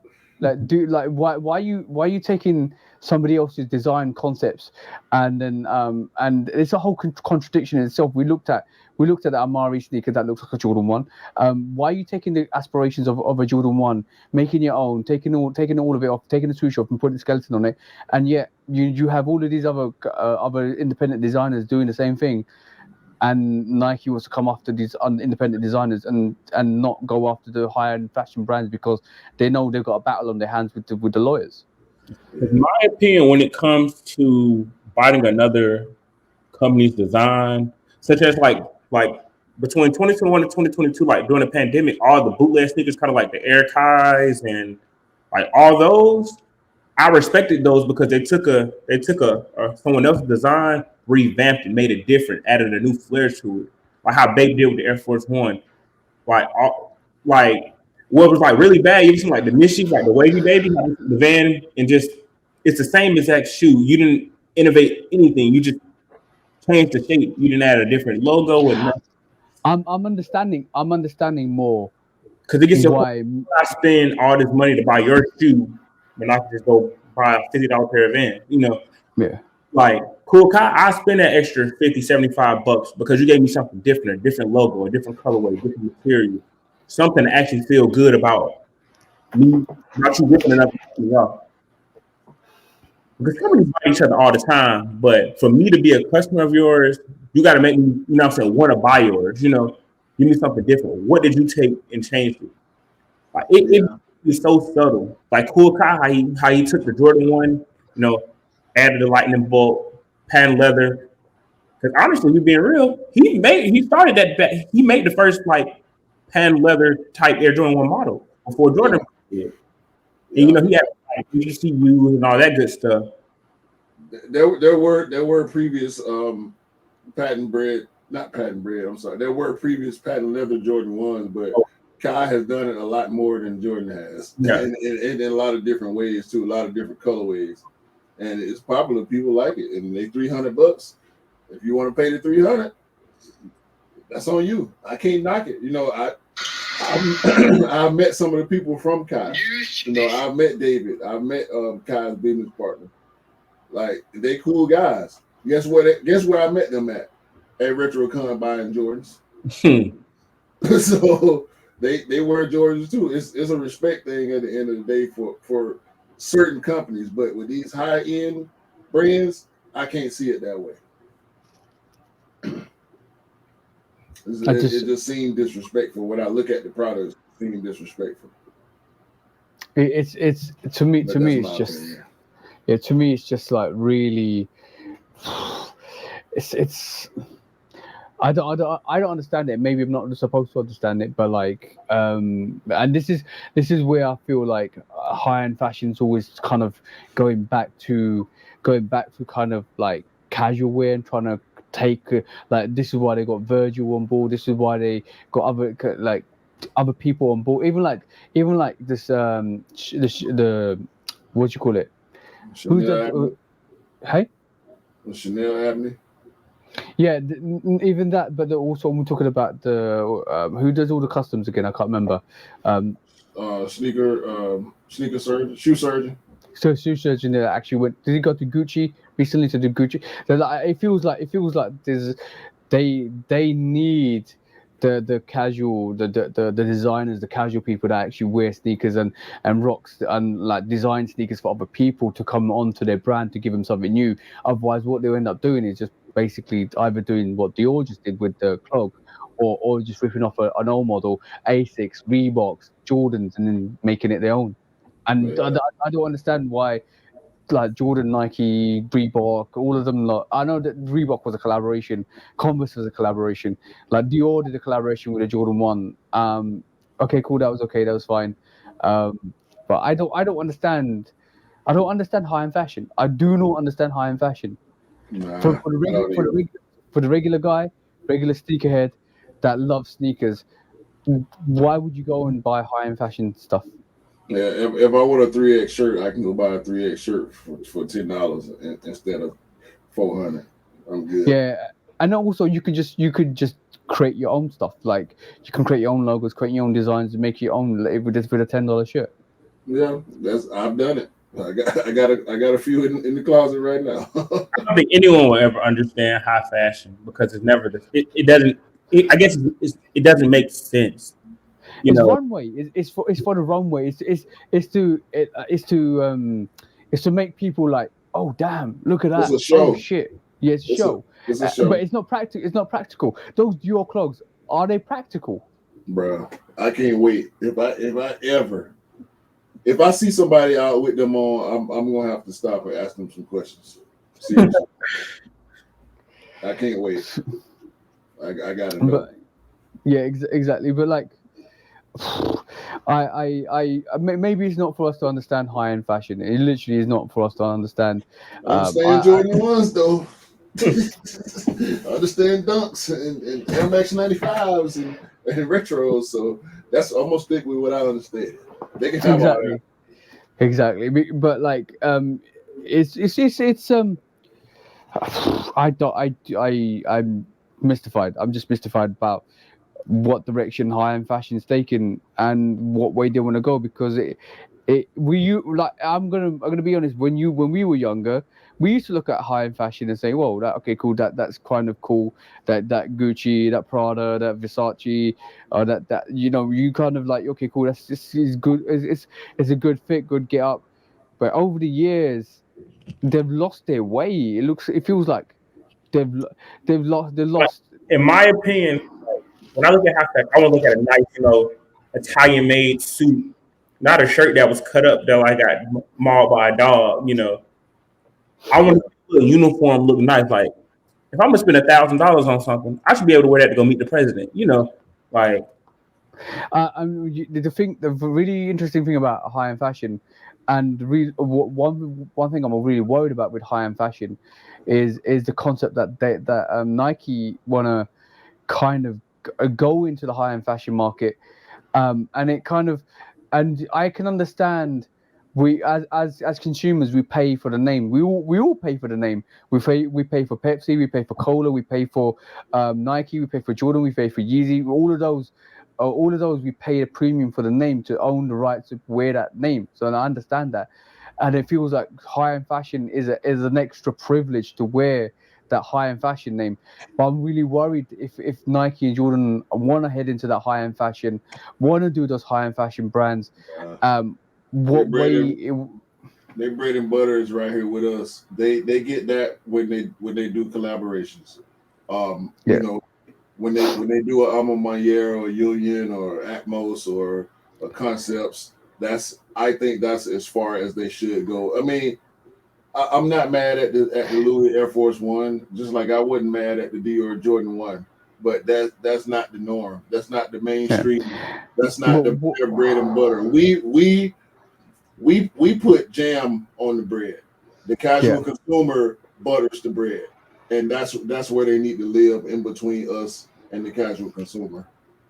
yeah. I just it became a social thing that as a brand, Louis Vuitton is over Jordan brand. I think it's just like high fashion. It's such a they put it so high on this pedestal when it's really not. It's all, in my opinion, a huge scam. Because in my opinion, those glued or Mr. Margielas won't last as much as a pair of Jordan would. You Nope, nope. And it's about it's for me. It's not about value. It monetary value, yes, but cultural value, no. Like, and I think it's a mind thing. How it makes you feel. You'll feel more important in the Louis Vuitton jacket than you would a Nike one. I want to be a lot more careful. I'll tell you that. It's really. So see, like for me, I always say this: money is not, money's comes and goes. Money, you die, leave everything behind. So for me personally, money's not the incentive to kind of drive me forwards. So talking about high end fashion, this is why I don't understand it. I don't understand why I need £1,000 t-shirt or a like £800 pair of for sneakers. For me, like, I'll just pick up my Air Trainer ones and rock them, or I'll pick up a Jordan 4 or Jordan 1 or Jordan 3 and rock them, because I just like the history and the basically the models and the silhouettes for what they are and what they represent, rather than being expensive. Like I truly do get what I truly do go and buy what I want to wear. Yeah. And I that's because I have the passion and the love for that actual silhouette and the colorway, and be it like a Air Trainer one that's gone on sale, and is currently on sale. When I pulled out the midnight navies and the photons and all of that stuff, they're on sale, and I still rock the hell out of them because I feel it's a dope sneaker. It's got dope history, and it goes for the same as I do have some sneakers that are kind of really expensive. But I didn't know they were going to be that expensive when I bought them. And to be honest, Q was at me this weekend for wearing the Travis Scott sixes, right? But I actually bought this because I got the British khakis, and I bought this for quite a expensive price. But it's because I always had love for the olives. I always had love for them, and it's only when I looked at it and I thought, you know what, if I don't buy these now, I'll never get them for the price it's gonna go shoot up to because a new variation of that six came out from Travis Scott. So I pull out my GRs, and yeah, I love my GRs just as much as I love some of the hype bro, stuff I got, and that's that's what got it's that's gone on about. sale. That's gone on sale. But And I don't but then care. it doesn't matter, and it doesn't matter to it does not No. matter to me. It's like wherever and what I find a lot within the sneaker community, and I use that word lightly because I don't, you know my feelings about the whole word of community. What I feel about sneakerheads, some sneakerheads, that they need to keep up. They need to keep having the most expensive things to represent that they've got the most expensive things. When you break it down with them about why or the history or the concepts, they don't understand that. All they understand is on the resale shops, their X amount of value, but that valuation doesn't mean anything. That valuation is just a figure. Like, bro, like, and imagine I'll give you a prime example before we cut the show, sorry it's getting a bit long.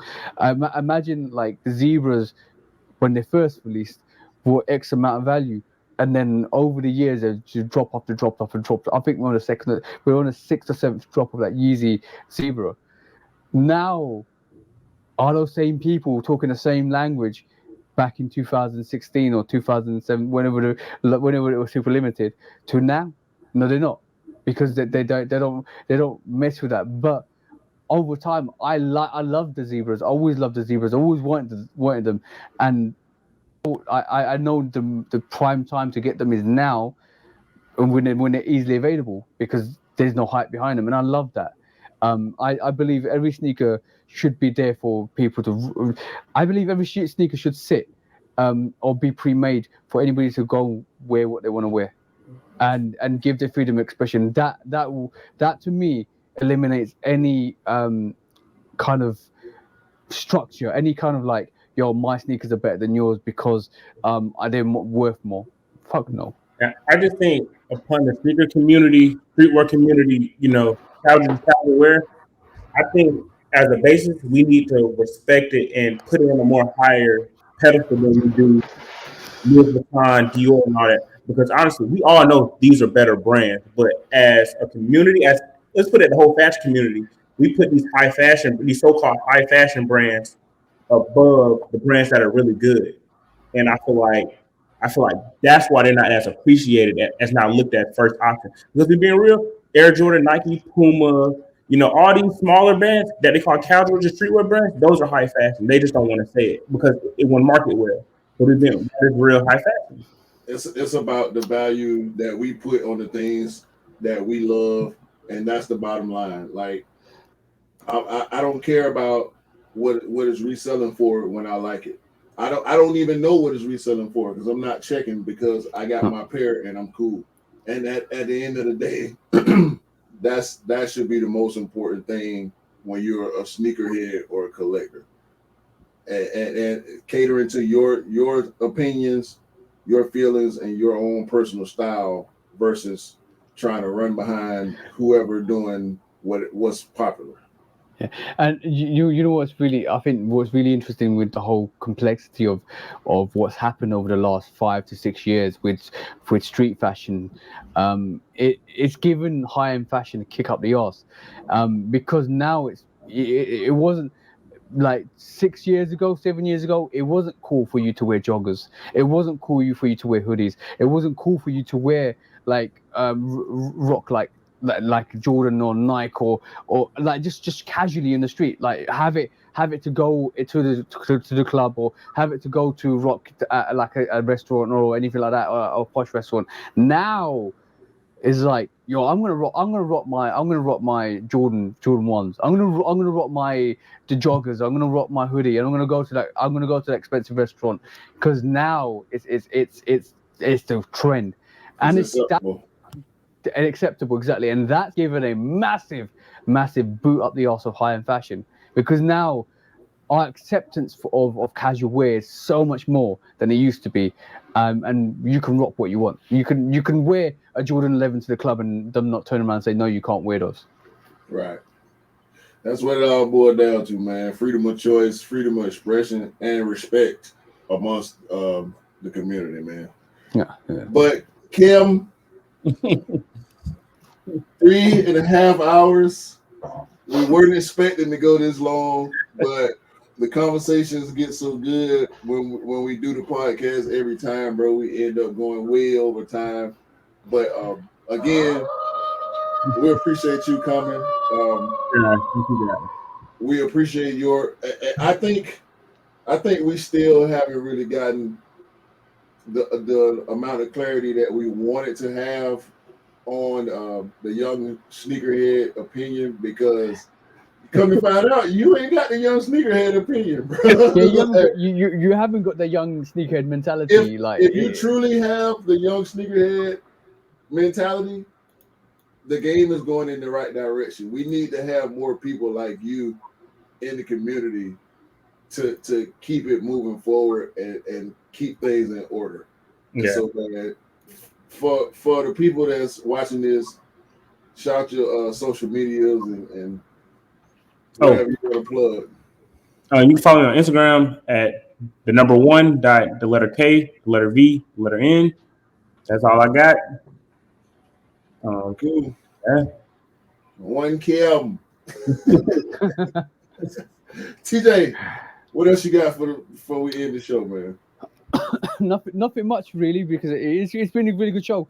I enjoyed having Kevin, and basically it's it's really interesting to see your perspective, and I think, okay, Kevin, is like, you're not you is when we think of young sneakerheads, we think of young hype beasts running around everywhere, Yeah. and it was really interesting to get your perspective, because you know your sneakers, and Yeah. you know your stuff, and you know what you kind of look for, and it's really surprising when I was looking forward to kind of like taking you to court, right? And it didn't happen because I couldn't, because I was like, yo, Nah, Kevin knows his stuff.